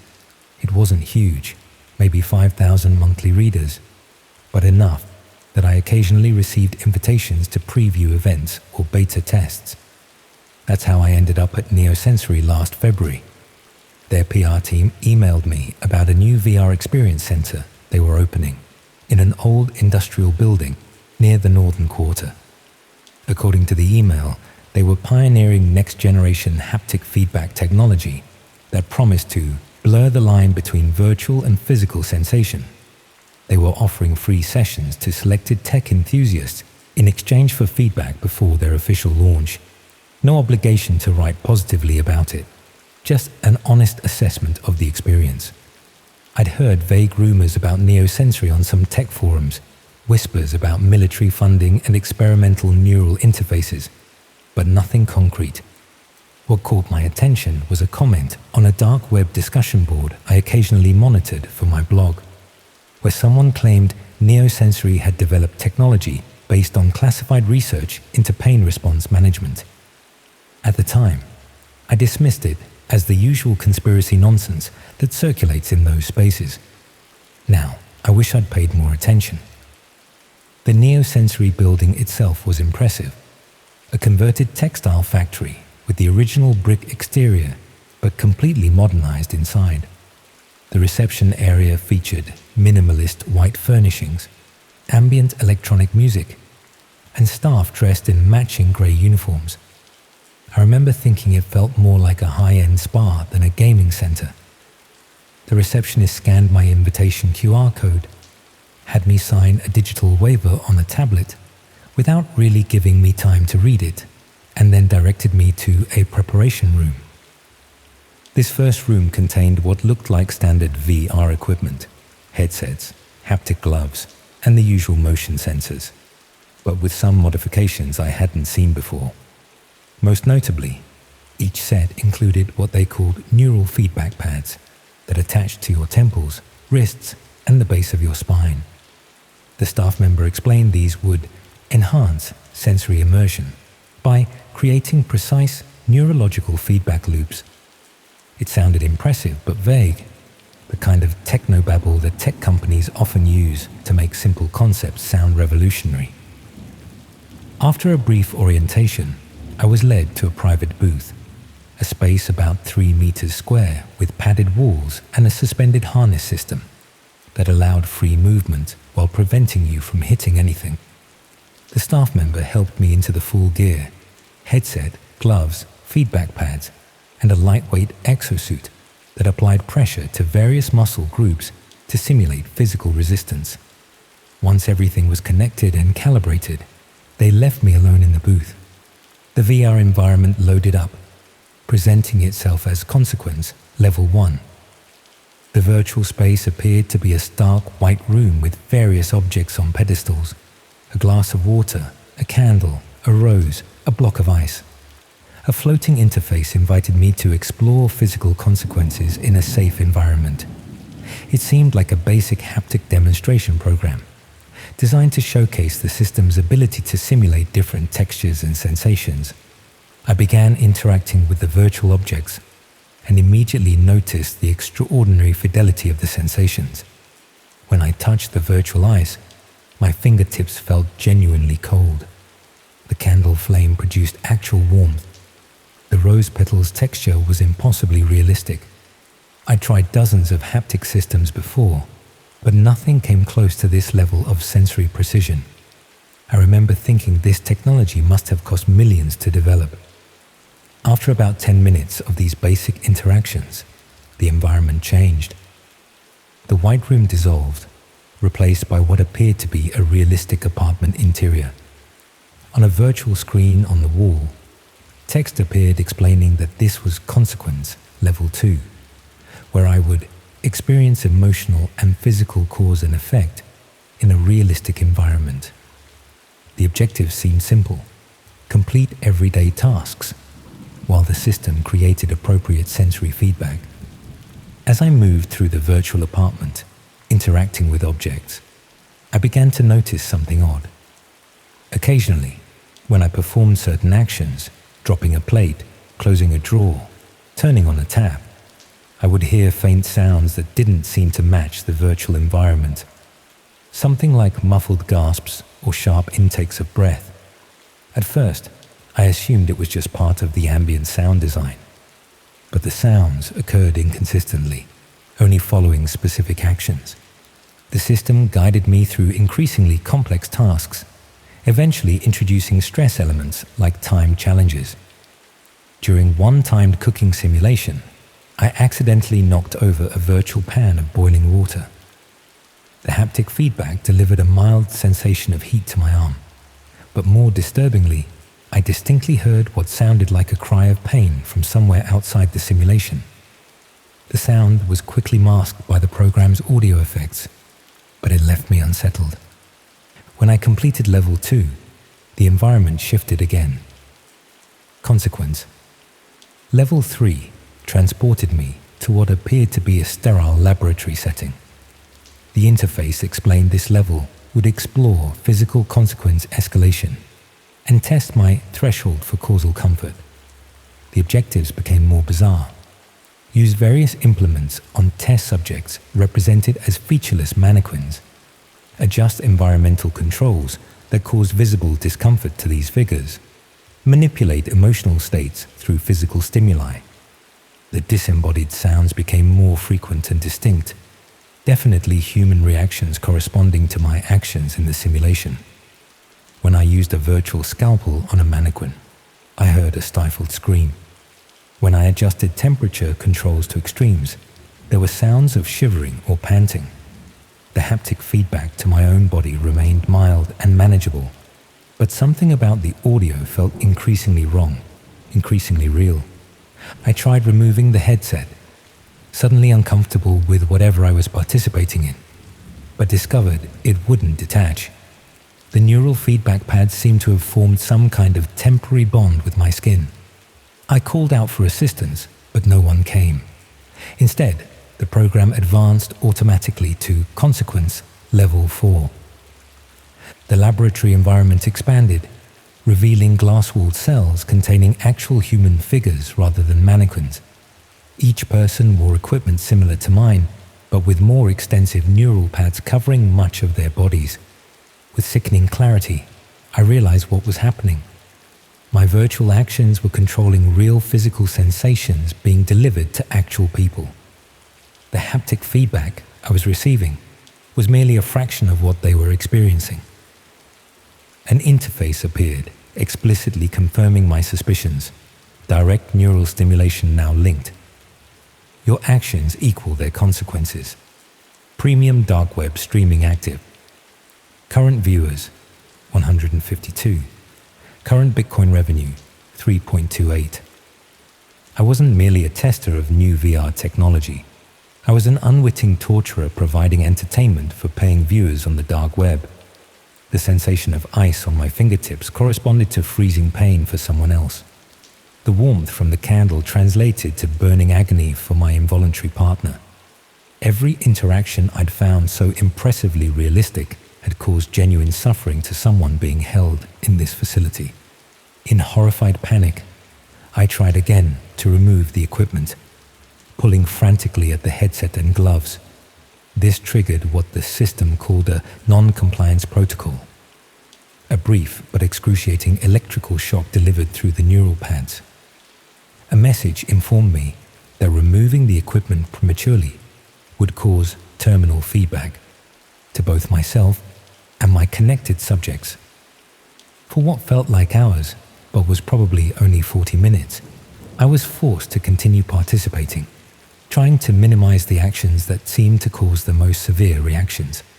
Eventually, a countdown timer appeared, indicating the session was nearing completion. When it reached 0, the system began a shutdown sequence, and the equipment finally released its hold on me. As the headset lifted away, I caught a glimpse of multiple screens on the booth's wall that had been hidden before. They showed various angles of rooms containing people connected to equipment similar to mine, their bodies responding to whatever was happening in their corresponding simulations. Some were clearly unconscious, others writhing in obvious distress. One screen displayed what appeared to be a bidding interface with usernames and cryptocurrency amounts. I stumbled out of the booth, dizzy and disoriented, to find the preparation room empty. The reception area was similarly deserted, with no sign of the staff who had greeted me earlier. The building's main door was unlocked, and I fled into the street, gasping for air that didn't reek of sanitizer and fear. I spent that night deliberating whether to contact the police.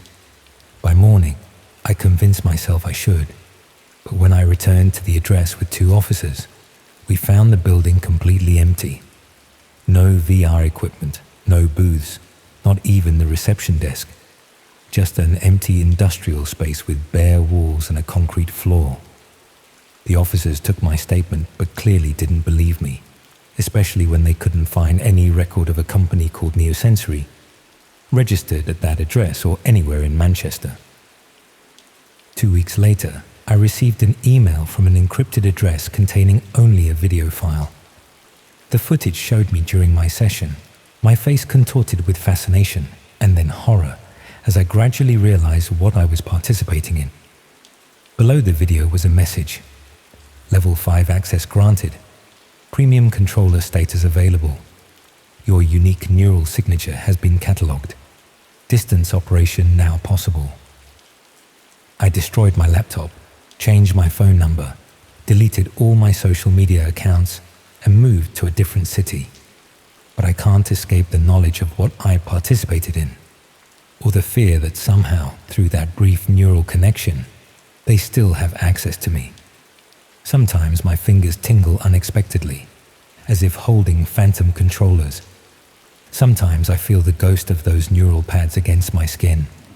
And sometimes, when I pass someone on the street who winces suddenly or gasps in unexpected pain, I wonder if somewhere, someone is playing a game with real consequences, using the neural signature they harvested from me as their unwitting proxy in the physical world.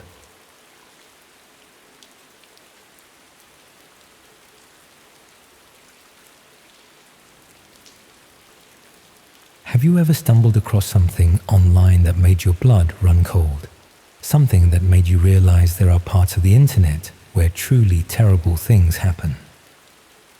3 years ago, I found out what happens when you dig too deep into the dark web. I found out what happens when you accidentally catch the attention of people who kill for money. It was a freezing Tuesday night in November when my world turned upside down. Rain lashed against my windows as I sat hunched at my kitchen table, 3 fingers of whiskey keeping me company. I'd cancelled plans with a friend, claiming I felt ill, but the truth was, I'd become obsessed with exploring the dark web. My old Victorian flat was frigid except for the kitchen, where the ancient boilers struggled to pump out enough heat to keep my fingers from going numb on my laptop keyboard. I'd been browsing the dark web for about 6 months by then. Nothing serious, mostly just forums and marketplaces, more out of curiosity than anything else. I downloaded Tor after watching a documentary about internet privacy. That's what I told myself anyway. But I think there was always part of me that wanted to see if the stories were true. The red rooms, the hitmen for hire, all that urban legend stuff. I didn't believe it existed, but I wanted to look. That night, I was bundled up in a hoodie and blanket when I found myself on a forum I'd never visited before. I'd been clicking through links on the hidden wiki, following a breadcrumb trail of increasingly obscure destinations. This particular forum looked fairly standard. Black background, simple layout, topics arranged by category. What caught my eye was a thread about someone who had hired a person to solve a problem. See, this could have meant anything. Could be a hacker, could be someone to buy drugs, could be someone to do your university coursework. But something about the simplicity of it made my stomach tighten. I clicked on it, more out of morbid curiosity than anything else. The thread had started about 3 weeks earlier. The person who started it had written a short introduction about hiring someone to solve a problem the previous month. It cost them 15 Bitcoin. They said the problem no longer existed, and they were happy to answer questions about the process. 15 Bitcoin. At the time, that was close to £80,000. Whatever problem this person had, it wasn't cheap to solve. The comment section was active, about 200 replies. I scrolled through, feeling the chill in my kitchen intensify with each response I read. Someone asked how they verified the person they hired wasn't law enforcement. The reply was about getting a referral from a trusted source, and that the service had been operating for over 6 years with verified results. Another person asked for proof that the job was completed. The response mentioned an obituary sent via secure channel, with details matching specifications exactly. I remember setting my whiskey down at this point. My hand was trembling slightly. This couldn't be real. It had to be people role-playing or trying to scam others out of Bitcoin. Murder for hire is the kind of thing that happens in films, not on some forum I'd stumbled onto while bored on a Tuesday night. But as I continued reading, the casual, matter-of-fact nature of the discussion made my skin crawl. These people were talking about taking someone's life with the same tone you might use to discuss having your car serviced. Someone asked about the timeline from payment to completion. The answer was 16 days. Would have been faster, but the target traveled unexpectedly. They waited until the person returned to their home location for cleaner work. Cleaner work. Jesus Christ. I should have closed the laptop then. Should have deleted Tor, had a shower, and tried to forget what I was reading. But I didn't. Instead, I poured another drink and kept scrolling. Something about the casualness, the banality of evil on display, had me frozen in horrified fascination. Someone asked if there were options for how the problem was solved. The reply mentioned a menu of options with different price points: accident, suicide, illness, or standard removal. Higher cost for the first 3, but worth it for avoiding investigation. I felt physically sick, but what disturbed me even more were the people asking practical, logistical questions. They weren't shocked or appalled.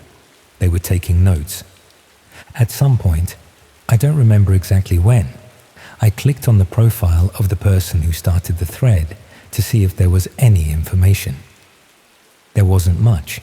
Account created 4 months ago, only a handful of posts, but there was a location listed: Greater Manchester. I lived in Manchester. It was probably fake. People don't put their real locations on the dark web. But seeing my city listed sent a chill through me that had nothing to do with my poorly insulated flat. I returned to the thread, scrolling further down. One comment caught my attention about someone having a similar issue with their business partner in the construction industry, located in northwest England. The response confirmed it was about a former business partner in property development, also in northwest England, and offered to move to a private channel for details. Northwest England, property development. I remembered reading something in the Manchester Evening News a few months back. A property developer had been found dead in his car in a quarry outside the city. Apparent suicide, but the family was disputing it. My heart was pounding now. I opened a new tab and searched for the news story. Found it almost immediately. This property developer, co-owner of a development company, was found dead in his Range Rover at a quarry in March. Carbon monoxide poisoning. The family insisted he had no history of depression and was in good spirits, having recently won a major contract. The date of death was exactly 1 month before this person's first post on the forum. I closed the tab, my hands shaking properly now. This couldn't be real. It had to be a coincidence. Or maybe they had based their fictional story on a real local event to make it seem more credible. I returned to the forum, intending to close it for good, when I noticed something. A new comment had appeared while I was searching for the news article. It was addressed to the person viewing from Manchester on a Virgin Media router, followed by my exact router ID. They asked if I was enjoying the thread. My stomach dropped. That was my router ID.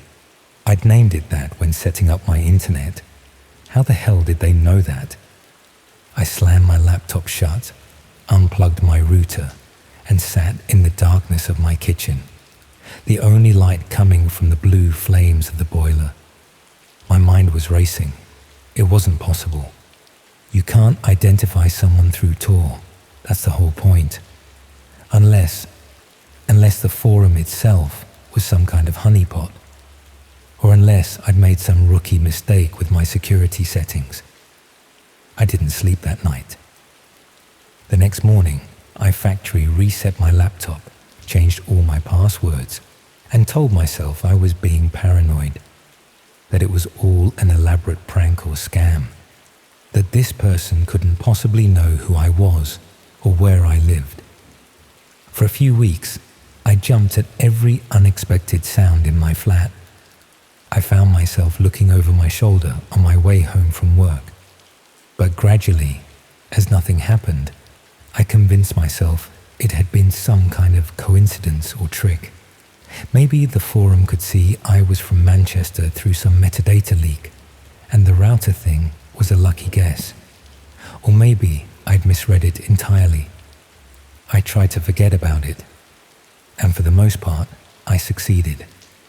I never went back on the dark web, never wanted to, until last week. I was scrolling through Twitter when I saw it. A BBC News article about a trial beginning for a Manchester dark web murder for hire case. I clicked on it, my chest tightening. The former business partner of that property developer was on trial for allegedly hiring a hitman through the dark web. The police had been tipped off by an anonymous source who provided screenshots of forum conversations with the exact same username I'd seen that night. The article included one of the screenshots. It was the exact thread I'd read that night. But there was more. Further down in the comments, after I'd closed my laptop that night, there was a message.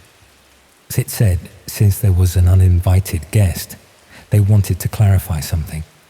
They weren't worried about law enforcement because by the time they would see this, all traces would be gone. But for their friend on Virgin Media, who was reading about the victim right then, they had a message. Curiosity is dangerous. They knew where I lived. They knew I lived alone. They said to consider this a professional courtesy. Forget what I'd seen. I hadn't seen that message, but whoever had tipped off the police had. The article went on to say that the business partner had been under surveillance for months before his arrest. Digital forensics had found Bitcoin transactions matching the timeline and amount mentioned in the forum. The hitman had never been identified, and here's the thing that keeps me awake at night. The anonymous tip that led to the arrest came 3 months ago. For over 2 years, this person had gotten away with it. Someone else had seen that thread, seen the threat toward me, and turned them in. But who, and why now? 2 days after I read the article, I received a letter. No return address. Inside was a single sheet of paper saying that the service provider mentioned in their previous conversation had been compromised. A new provider had acquired their client list. My details were in the system as a person of interest. The message said this matter had been resolved, and no further action was required. I've moved flat since then. Changed my phone number. I'm writing this from a different city. I don't know if I'm being paranoid or not. Don't know if there really was a hitman, if they really did know who I was, if someone else really did.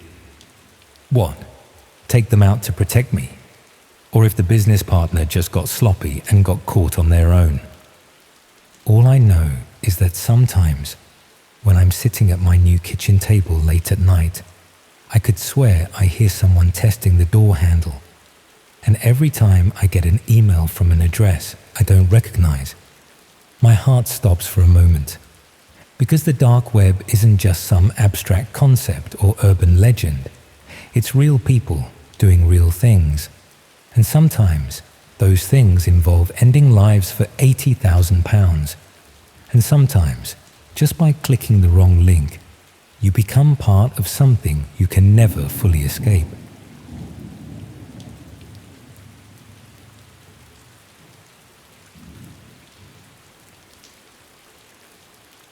Looking back, a lot of things about that site didn't make sense, even before the video started.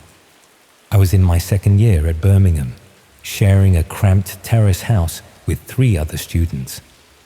The sort of place where the heating barely worked, and you could hear everything through the paper-thin walls. My room was at the back, overlooking a car park and the bins, which suited me fine. Meant I could stay up late without bothering anyone. That's how I'd gotten into browsing the darker corners of the internet in the first place. Insomnia had always been a problem, and after exhausting Netflix and YouTube sometime around 3 in the morning, I'd started exploring places I probably shouldn't have. The university's VPN made me feel safer about it, like there was this barrier between me and whatever I was looking at. Naive, really, but I was 20 and thought I knew better than everyone else. Most of what you find on the dark web is disappointingly mundane. Lots of broken links, abandoned forums, the occasional marketplace selling things that probably weren't what they claimed to be. But there's something addictive about it. This sense that you're seeing the internet's basement, all the stuff that's been swept under the carpet. I'd spend hours just clicking through random addresses, following breadcrumbs that led nowhere. The site I found that night didn't have a name, just a string of random characters in the address bar.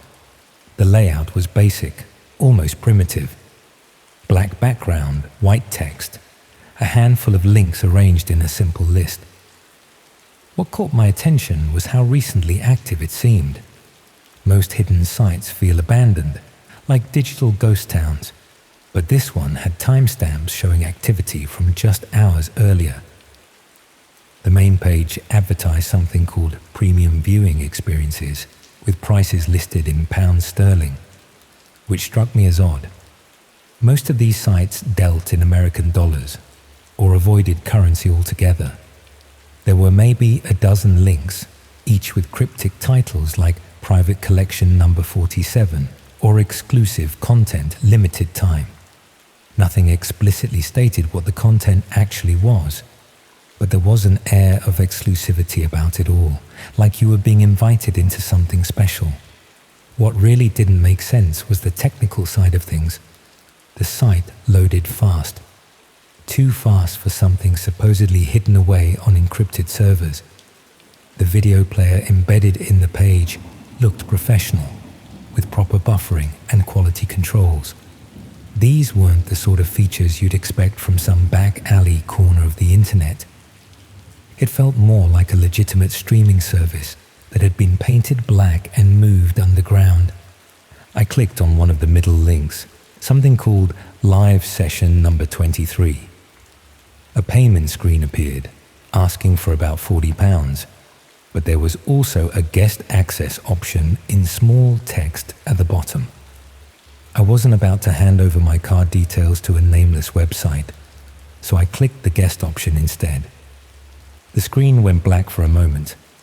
Then a new page loaded with a simple countdown timer. Next session begins in 12 minutes, it read. Below that was a chat box, already filled with messages from other users. Most were just timestamps and numbers, coordinates maybe, or some sort of code. But scattered between them were comments that made my stomach turn. People discussing what they wanted to see, placing what looked like requests or bets. I should have closed the browser then, should have gone to bed, or watched something normal, or done literally anything else. But there's something about forbidden knowledge that makes it impossible to look away. I told myself I was just curious, that I'd watch for a few minutes to see what all the fuss was about, then leave. The timer hit 0 and the screen changed again. This time it showed what looked like a normal living room. Beige carpet, a leather sofa, family photos on the mantelpiece. The quality was good, HD at least, and the camera seemed to be positioned somewhere near the ceiling, giving a wide view of the space. At first, nothing happened. Just an empty room with the soft sound of a television playing somewhere off camera. Then a woman walked in. She was maybe 40, wearing a dressing gown and slippers, carrying a mug of tea, completely ordinary. She settled onto the sofa and picked up a remote channel surfing through what looked like normal British television. The whole scene was so mundane it was almost disappointing. The chat box beside the video was going mental though, messages flooding in faster than I could read them, users excitedly discussing what was happening.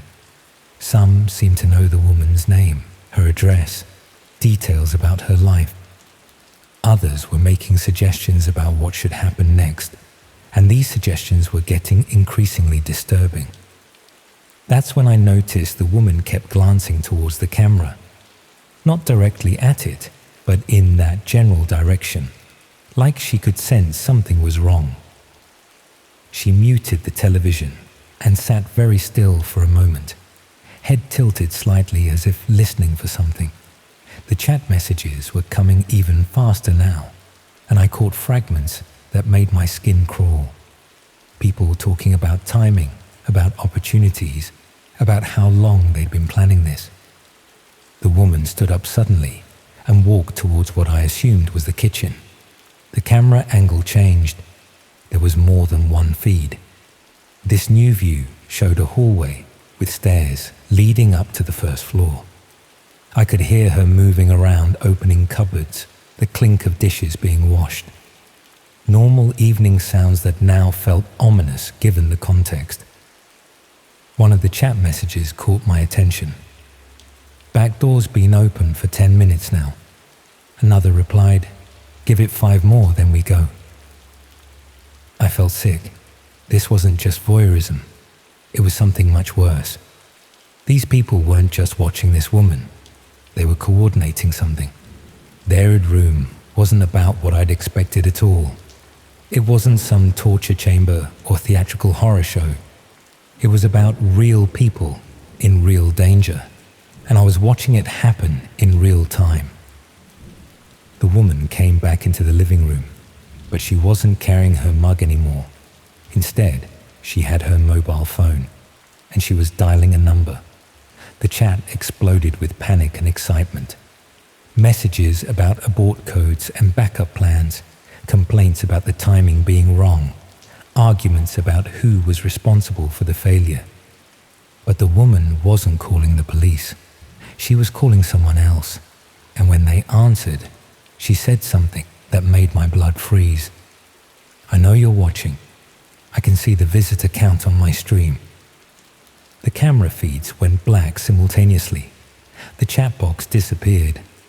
Within seconds, I was staring at an error page claiming the site had never existed. I tried refreshing, typing in the address again, even checking my browser history, but there was no trace of what I'd just seen. I sat there in the dark of my room, listening to my housemate snoring through the walls, trying to process what had happened.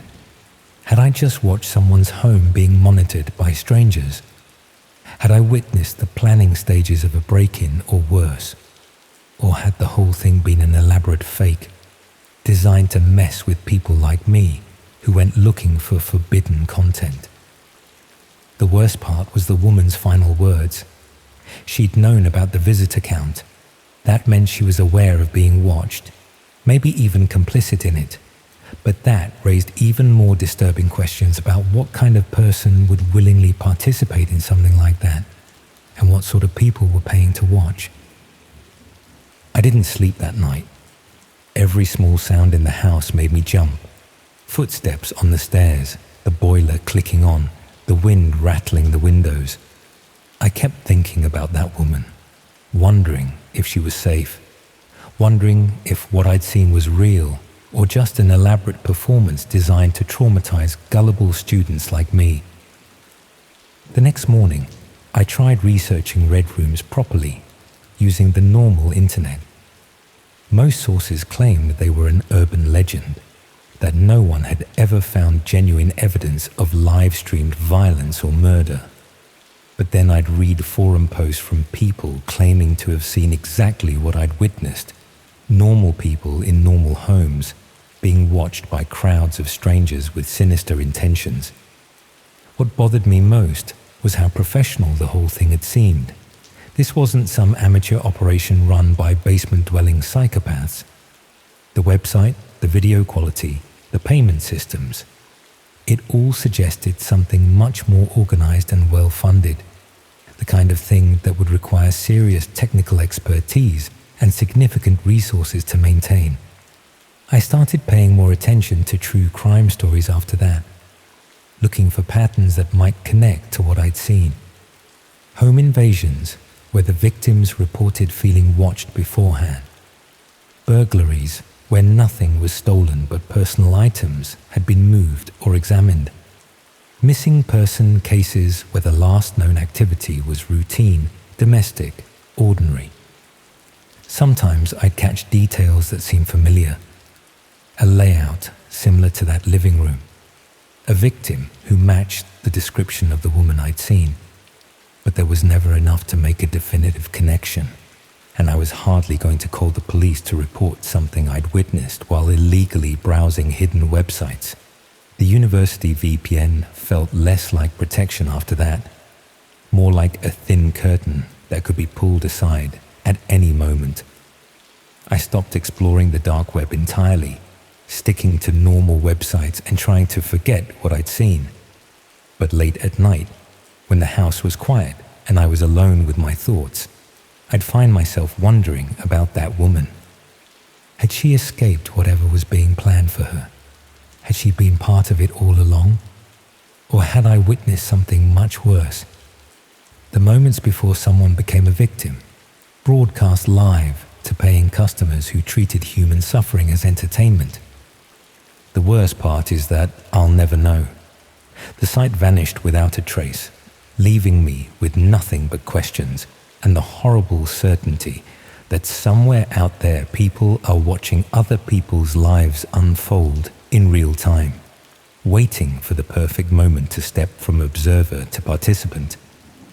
Sometimes I catch myself checking the locks on my doors more carefully than I used to, or glancing towards the corners of rooms where a hidden camera might be positioned. I tell myself it's paranoia, that what I saw was probably fake, designed to mess with people exactly like me. But late at night, when I'm alone in my room and the house is quiet, I can't shake the feeling that somewhere, someone might be watching me too, waiting for their moment, counting down their own timer until it's time to act. And the thing that scares me most, the thought that if it happened to me, there might be other curious students out there, browsing sites they shouldn't be browsing, watching it all unfold in real time, telling themselves it's probably just fake.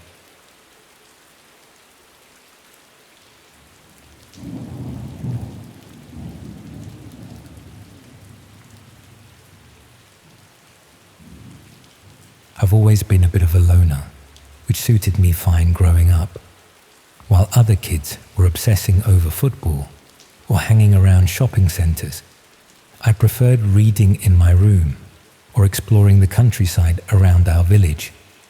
My parents worried I was too antisocial, but I just found books more fascinating than most people. That love of reading followed me to university in Bristol, where I studied English literature and spent most of my free time in the library or local bookshops. I wasn't completely isolated. I had a few friends on my course and occasionally went out for drinks, but I was never really part of the social scene that seemed to consume most students' lives. By my final year, I developed quite specific tastes in literature. I was particularly drawn to obscure Victorian novels and early 20th century works that most people had never heard of. the sort of books that existed in tiny print runs and were now nearly impossible to find except in specialist collections or rare book dealers. That's how I discovered underground book trading communities. It started when I was trying to track down a particular novel by a forgotten author whose work had caught my attention during my dissertation research. The book had been published in a limited edition in 1923, and copies were extraordinarily rare. The few I could find through legitimate antiquarian book dealers were priced at several £100s, completely beyond my student budget. Someone on a literature discussion board mentioned that there were alternative communities where rare books could be found through less conventional channels, not necessarily stolen or illegal, just networks of collectors and enthusiasts who traded items privately without going through official dealers or auction houses. I was skeptical at first, but curiosity got the better of me. After some searching, I found my way to sites that operated like specialized marketplaces for book collectors. The setup was similar to normal online trading platforms, but focused exclusively on rare, out-of-print, or otherwise hard-to-find literary works.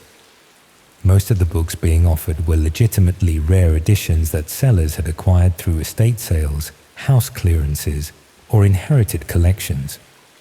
The prices were reasonable, often significantly cheaper than what established dealers charged, and the community seemed to be made up of genuine enthusiasts rather than commercial operators.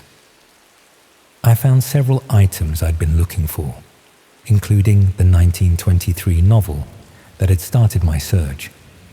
The seller was helpful and knowledgeable, providing detailed descriptions of the book's condition and provenance.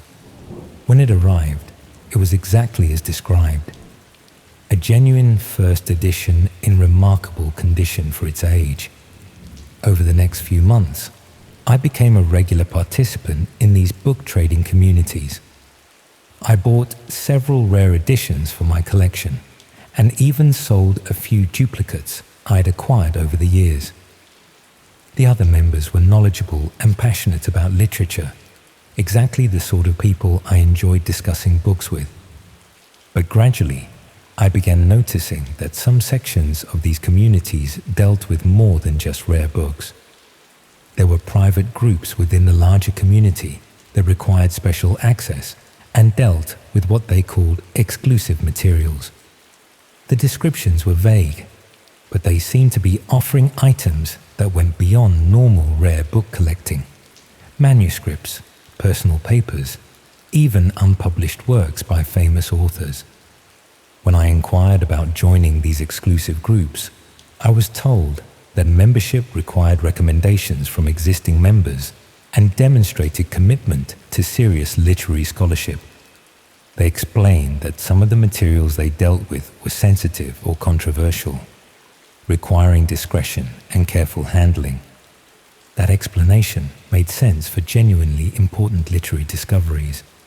Unpublished manuscripts or personal correspondence from famous authors would need to be handled carefully to protect both their value and the privacy of any living relatives or estate holders.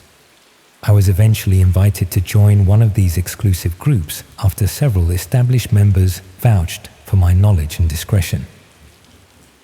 The selection process was thorough, including detailed questions about my academic background and research interests. The exclusive group dealt with materials that were genuinely extraordinary.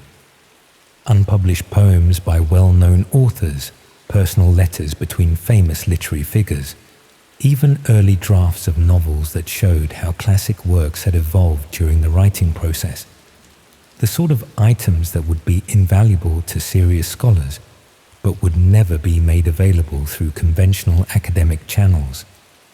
Most of these materials had been acquired through private collectors who preferred to keep their transactions confidential, estate executors who wanted to sell items quickly without the publicity that major auction houses would generate, families who had inherited literary collections but wanted to avoid the complicated legal and tax implications of donating them to institutions, The group's members included university professors, independent researchers, and serious collectors who were genuinely committed to preserving and studying important literary works. The discussions were intelligent and well-informed, focusing on the historical and scholarly significance of the materials being offered. But as I became more involved with the group, I started noticing things that made me uncomfortable. Some of the materials being offered seemed to have unclear or questionable provenance. Items that sellers claimed to have acquired through legitimate channels, but couldn't provide detailed documentation about how they'd obtained them. Manuscripts that had supposedly been discovered in private collections, but matched descriptions of items that had been reported missing from institutional libraries. When I raised concerns about this, other group members explained that provenance documentation was often incomplete for materials that had been in private hands for decades. Many important literary items had been acquired informally over the years, and expecting modern standards of documentation for historical transactions was unrealistic. That explanation was reasonable up to a point, but I began to suspect that some sellers were deliberately obscuring the origins of their materials to avoid awkward questions about how they'd been acquired. More troubling were the types of materials that some group members were specifically seeking. Rather than looking for items related to their stated research interests, some buyers seemed to be commissioning thefts of particular items from known collections. They would provide detailed descriptions of specific manuscripts or books, along with information about which libraries or private collections currently held them. Then they would wait for sellers to offer those exact items, often within surprisingly short timeframes. The pattern suggested that some group members were essentially placing orders for materials they wanted, stolen from legitimate owners. When I tried to discuss these concerns with other members, I found that the group had strict rules about questioning other members' activities or the legitimacy of materials being offered. Such discussions were considered disruptive to the community and could result in membership being revoked. The group also had elaborate security measures that seemed excessive for a community of book collectors. All communications were heavily secured. Members used pseudonyms rather than real names, and there were strict protocols about maintaining anonymity and avoiding any activities that might attract attention from law enforcement. I began to realize that I'd gotten involved with something much more serious than enthusiastic book collecting. Some group members were clearly involved in systematic theft of rare books and manuscripts from libraries, universities, and private collections. They used the community's scholarly reputation and academic discussions to provide cover for what was essentially organized crime, focused on high-value cultural artifacts. The exclusive materials weren't just rare. They were stolen goods being traded among people who used their knowledge of literature to identify and acquire valuable items through illegal means. But extricating myself from the group wasn't straightforward. I'd been participating for several months and had purchased items that might have been stolen from legitimate owners. Even if I'd done so unknowingly, I could potentially be charged with receiving stolen goods if law enforcement investigated the group's activities. More concerning was the group's emphasis on maintaining secrecy and protecting member identities. People who left the community under suspicious circumstances were treated as potential security threats, and there were hints that former members had experienced various forms of harassment designed to ensure their continued silence. I decided to gradually reduce my participation while being careful not to raise suspicions about my reasons for withdrawing. I stopped making purchases, participated less in discussions, and began distancing myself from the group's activities. But I also started documenting what I'd observed, building a record of the group's operations that might be useful if I ever needed to provide evidence to law enforcement about their activities. What I discovered was that the book theft operation was much larger and more organized than I'd initially realized. The group I'd been involved with was just one part of a network that specialized in stealing and trading cultural artifacts from institutions across the UK and Europe. They had members with access to university libraries, museum collections and private archives. Some were employees who could access materials legitimately, while others were specialists in bypassing security systems and accessing restricted areas without authorization. The network also included people with expertise in document authentication, book restoration, and even forgery. They could modify stolen items to obscure their origins, create false provenance documentation, and repair damage that might have occurred during theft. Most disturbing was evidence that some network members specifically targeted vulnerable institutions with inadequate security or poor inventory management.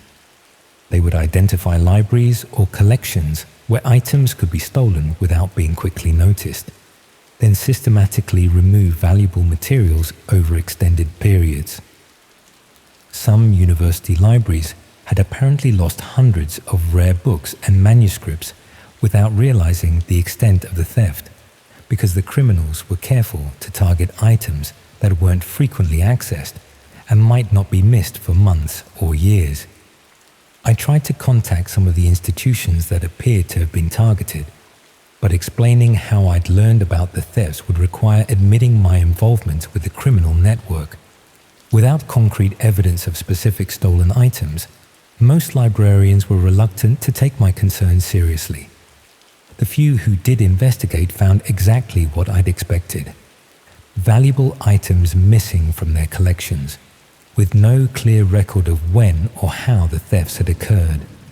But proving that these items had been stolen by the network I'd been involved with would require much more comprehensive investigation than individual institutions could undertake. Meanwhile, I continued to receive communications from the book trading group, despite my reduced participation. Messages about new materials being offered, invitations to exclusive events, and requests for recommendations about potential new members. The group seemed reluctant to accept that I was simply losing interest in their activities. Some communications hinted that they were concerned about my withdrawal and wanted to ensure I remained committed to maintaining the community's confidentiality. When I failed to respond to several messages, I started receiving more direct contact from group members. Phone calls to numbers I'd never given them, emails to addresses I hadn't used for group communications, even what appeared to be surveillance of my daily activities around Bristol. They clearly had much more information about my real identity and personal circumstances than I'd realized, despite the community's emphasis on anonymity and security. That suggested the group's security measures were designed to protect the organizers while making ordinary members vulnerable to monitoring and control. They'd been gathering information about participants that could be used for blackmail or intimidation if anyone tried to expose their operations. I realized I was in a much more dangerous situation than I'd understood. Not only had I potentially committed crimes by purchasing stolen materials, but I now possessed information about a criminal network that had demonstrated their willingness to threaten and harass people who posed risks to their operations. Simply trying to withdraw from their activities might not be enough to ensure my safety. If they considered me a security threat, they might take more serious action to prevent me from exposing what I'd learned about their methods and targets.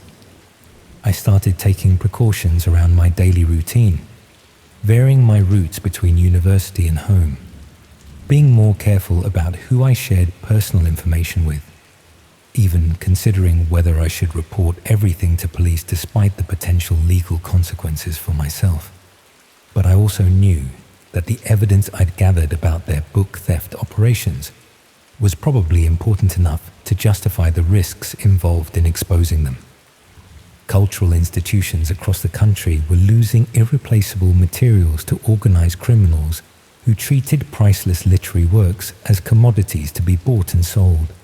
The question was whether I could find a way to provide information to law enforcement without destroying my own life in the process. That question became much more urgent when I discovered someone had been inside my student accommodation. I came back from lectures one afternoon to find subtle signs that my room had been searched. Nothing obviously disturbed, but books rearranged slightly, drawers that weren't quite closed properly, even my laptop repositioned on my desk. Someone had been through my possessions carefully and professionally, looking for evidence of what I might know about the book theft network. They'd probably found exactly what they were looking for.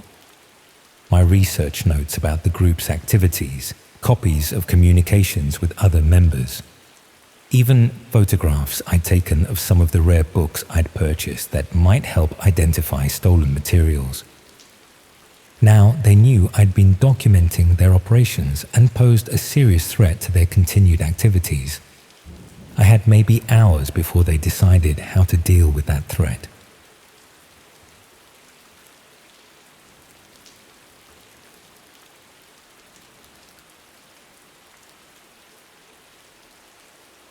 I need to tell someone about this, even if it makes me sound paranoid or insane.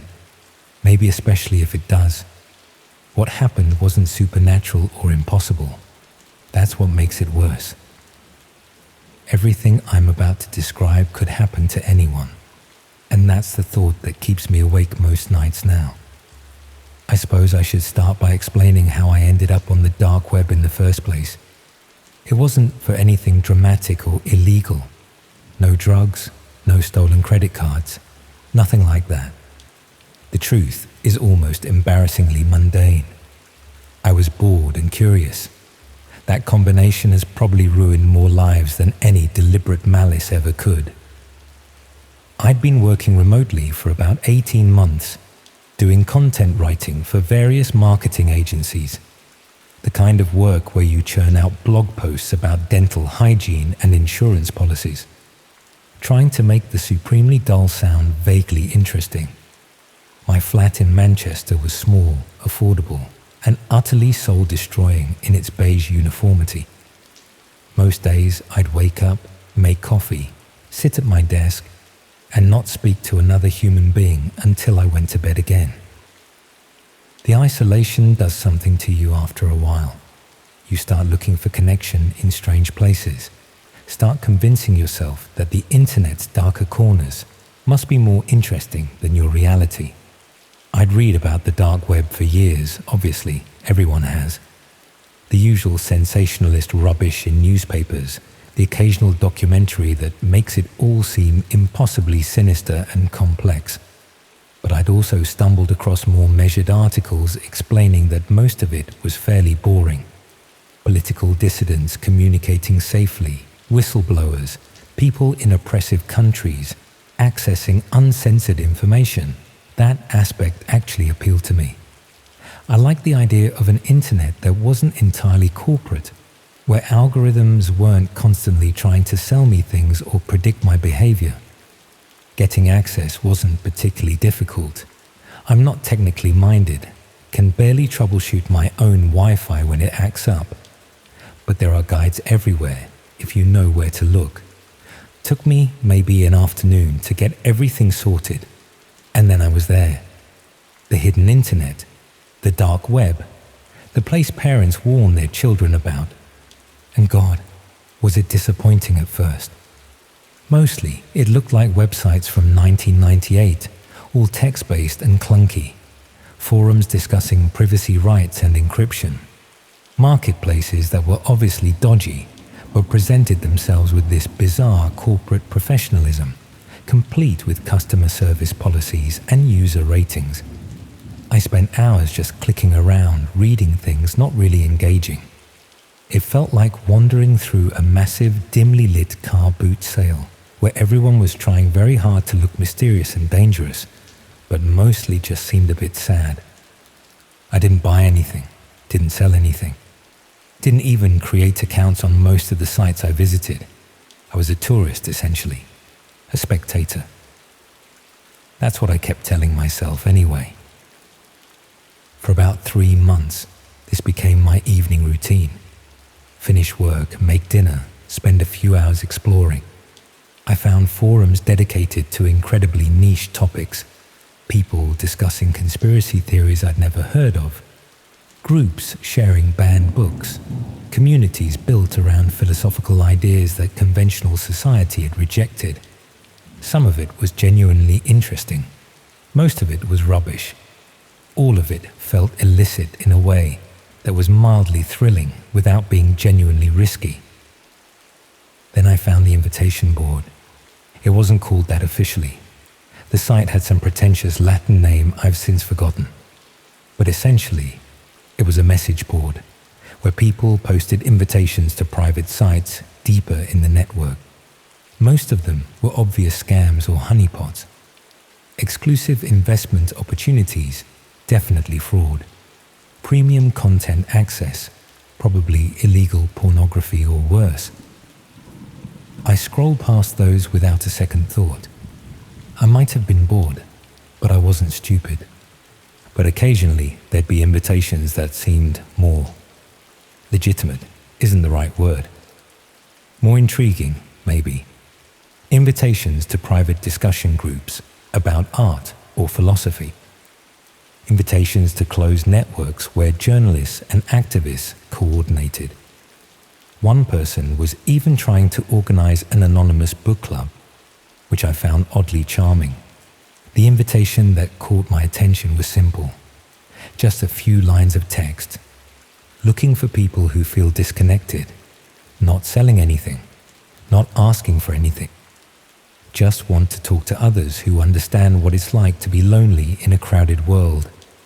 If you're tired of performing for an audience, tired of curating yourself, maybe we can just be honest for a while. Limited spaces.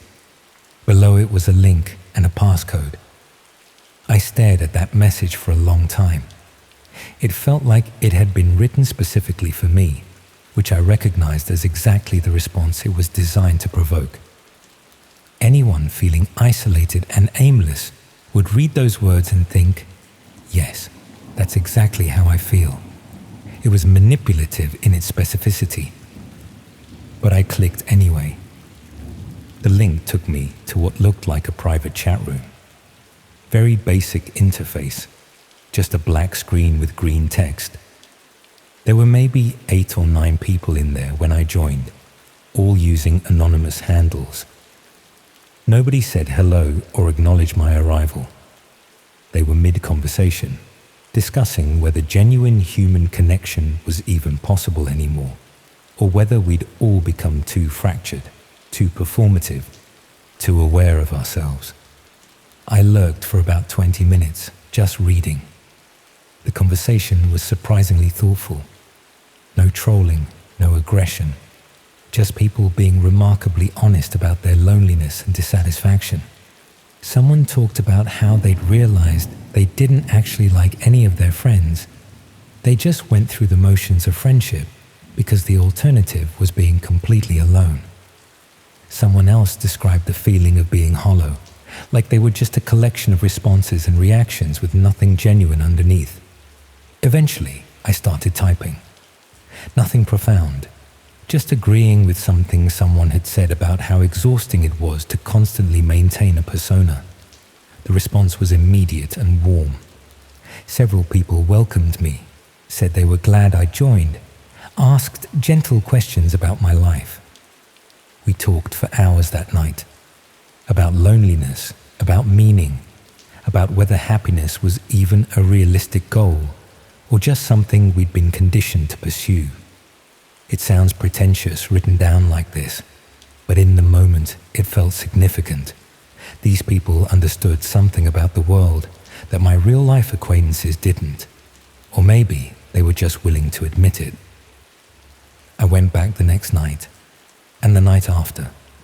Within a week, I was spending 3 or 4 hours there every evening. The group stayed small, never more than a dozen people, and we began to recognize each other's writing styles, our particular preoccupations. A woman who I mentally nicknamed Red talked endlessly about how she felt like she was disappearing, becoming less real every day.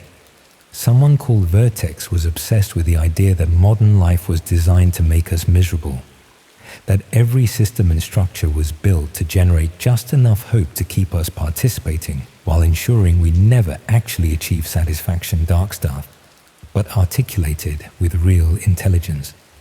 I became closer with a user called Morton. He was the one who'd posted the original invitation, though I didn't realize that until later. His messages were always thoughtful, always asked good questions.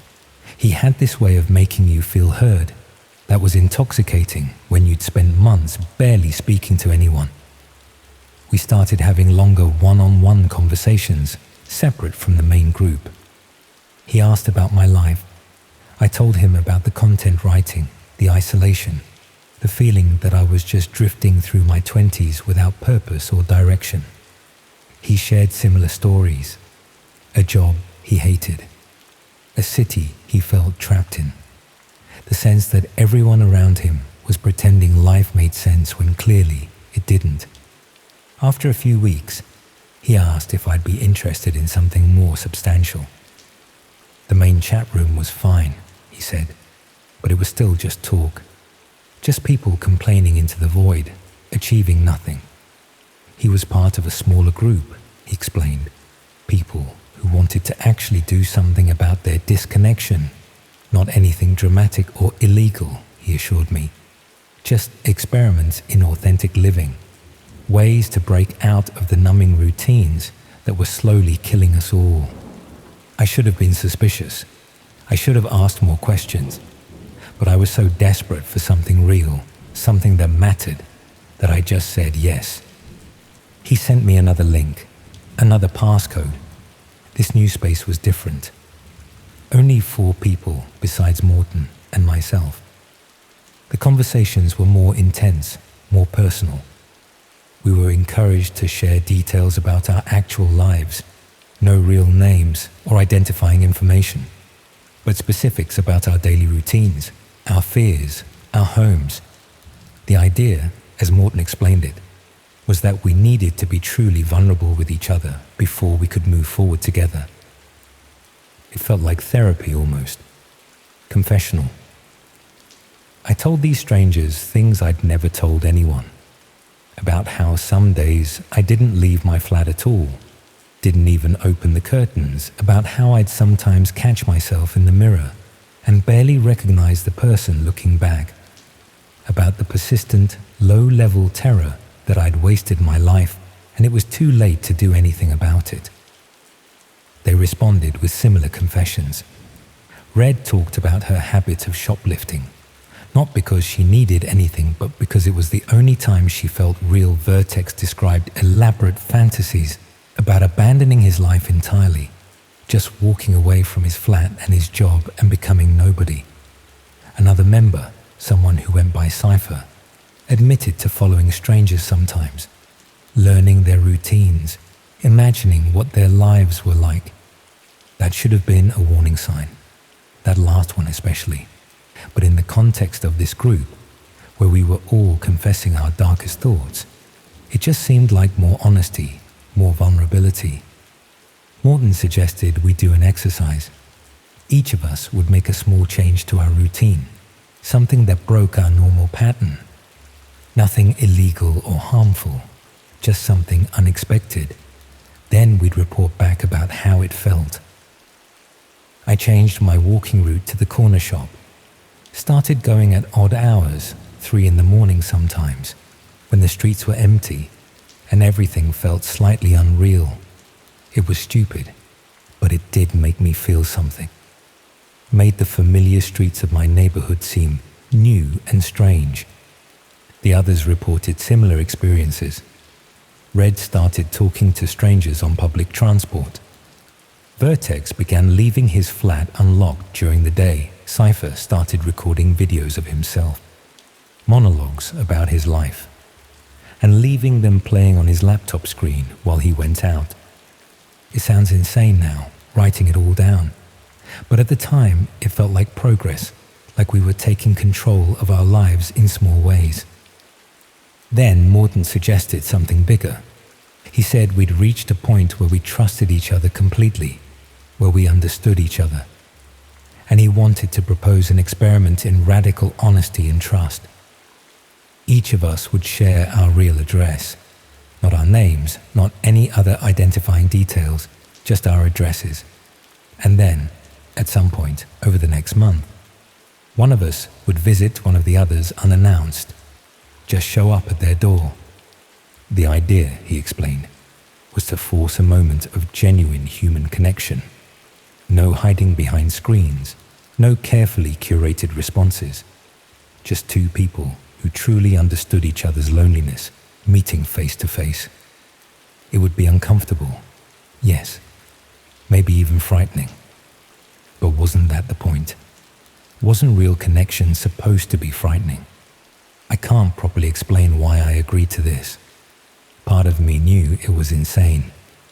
But another part, the part that had been isolated and lonely for so long, desperately wanted to believe this could be meaningful, that these people actually understood me, that this could be the start of something real. So I shared my address. We all did. 6 addresses, scattered across England. Manchester, Leeds, Brighton, London, Birmingham, Newcastle. We posted them in the chat, and Morton said that was it. The experiment had begun any day now, any time. One of us might get a visitor, or we might be the visitor ourselves. The waiting was terrible. Every noise in the corridor outside my flat made me freeze. Every time I went to the shops, I found myself scanning faces, wondering if Red or Vertex or Cypher might be there. Watching me, I stopped sleeping properly, started keeping a knife in my bedside drawer, even though I knew how ridiculous that was. A week passed. Nothing happened. 2 weeks. Still nothing.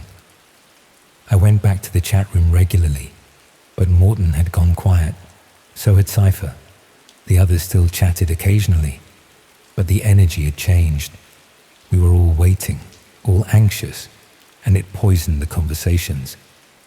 Red eventually admitted she regretted sharing her address, asked if we could just call the whole thing off. Vertex agreed. I agreed, but Morton didn't respond. On day 19, I got home from a rare trip to the shops to find my front door open. Not broken, not forced, just open, unlocked. I stood in the corridor for a long time, trying to decide what to do. Call the police, go inside, run. Eventually, I pushed the door open and stepped into my flat. Everything looked normal. Nothing obviously stolen or disturbed. My laptop was still on my desk. My television was still on the wall. I checked every room, every cupboard, under the bed, behind the shower curtain. Nothing. Nobody. But someone had been there. Someone had been in my flat while I was out. Someone had opened my door, or had a key, or picked the lock, and had been inside, touching my things, breathing my air. I found it, eventually, after nearly an hour of searching. On my laptop, a new folder on the desktop, just labeled with my address. Inside were photographs, hundreds of them, of me leaving my flat, walking to the shops, sitting in the window of a cafe I sometimes went to, standing outside in the early morning hours during my routine breaking walks. Some were from weeks ago, from before I'd even shared my address. Someone had been watching me the entire time. And at the bottom of the folder, one final image, a photograph of my front door taken from inside my flat, taken based on the light coming through the window, earlier that same day while I'd been out. Below the image, a text file, just one sentence. We understand your loneliness now. I didn't sleep in my flat that night, stayed at a hotel, paid cash, didn't tell anyone where I was going. Called the police the next morning, but what could I tell them? That I'd met people on the dark web and invited them into my life? that I'd voluntarily shared my address with strangers. The officer was sympathetic, but pointed out that no crime had technically been committed. Someone had photographs of me in public spaces, legal. Someone had entered my flat but hadn't stolen or damaged anything. Hard to prove, impossible to investigate. I changed my locks, changed my routine, stopped going on the dark web entirely. But the fear didn't leave, because here's what I realized. Lying awake in that hotel room, staring at the ceiling, everything Morten had asked us to share, every vulnerability we'd confessed, every detail about our lives. It wasn't about connection, it was about access. It was about learning our patterns, our fears, our weaknesses. And the photographs proved they'd been watching me long before I shared my address, which meant they'd found me through the original chat room, somehow traced me through my connection, or my writing style, or something I'd carelessly mentioned. I thought I was being anonymous, but I'd been visible the entire time. I moved to a different city 3 months later. Different flat, different job, different routines. I tell people I just fancied a change. Nobody questions it, but I still find myself checking over my shoulder sometimes. Still freeze when I see someone taking photographs on their phone. Still wonder whether Morten and the others are still out there, still watching, still collecting their little experiments in loneliness and vulnerability. The worst part isn't the fear though. The worst part is that some small broken piece of me still misses those conversations, still remembers what it felt like to be understood, even if that understanding was being weaponized against me. That's what loneliness does to you. Makes you vulnerable in ways you don't even recognize until it's too late. Makes you trade safety for the illusion of connection. Makes you open doors that should stay locked. I never found out what happened to the others. Whether they got visits too, whether they moved away, whether they're still out there somewhere, waiting for a knock on their door that might never come. Or maybe Morten was one of them. Maybe Red or Vertex or Cypher was him all along, playing multiple roles, manufacturing the illusion of community to make us trust him. I'll never know. All I know is that I was so desperate to feel less alone that I invited monsters into my life and called them friends. And now I'm alone anyway, but afraid as well, which is probably what they wanted all along.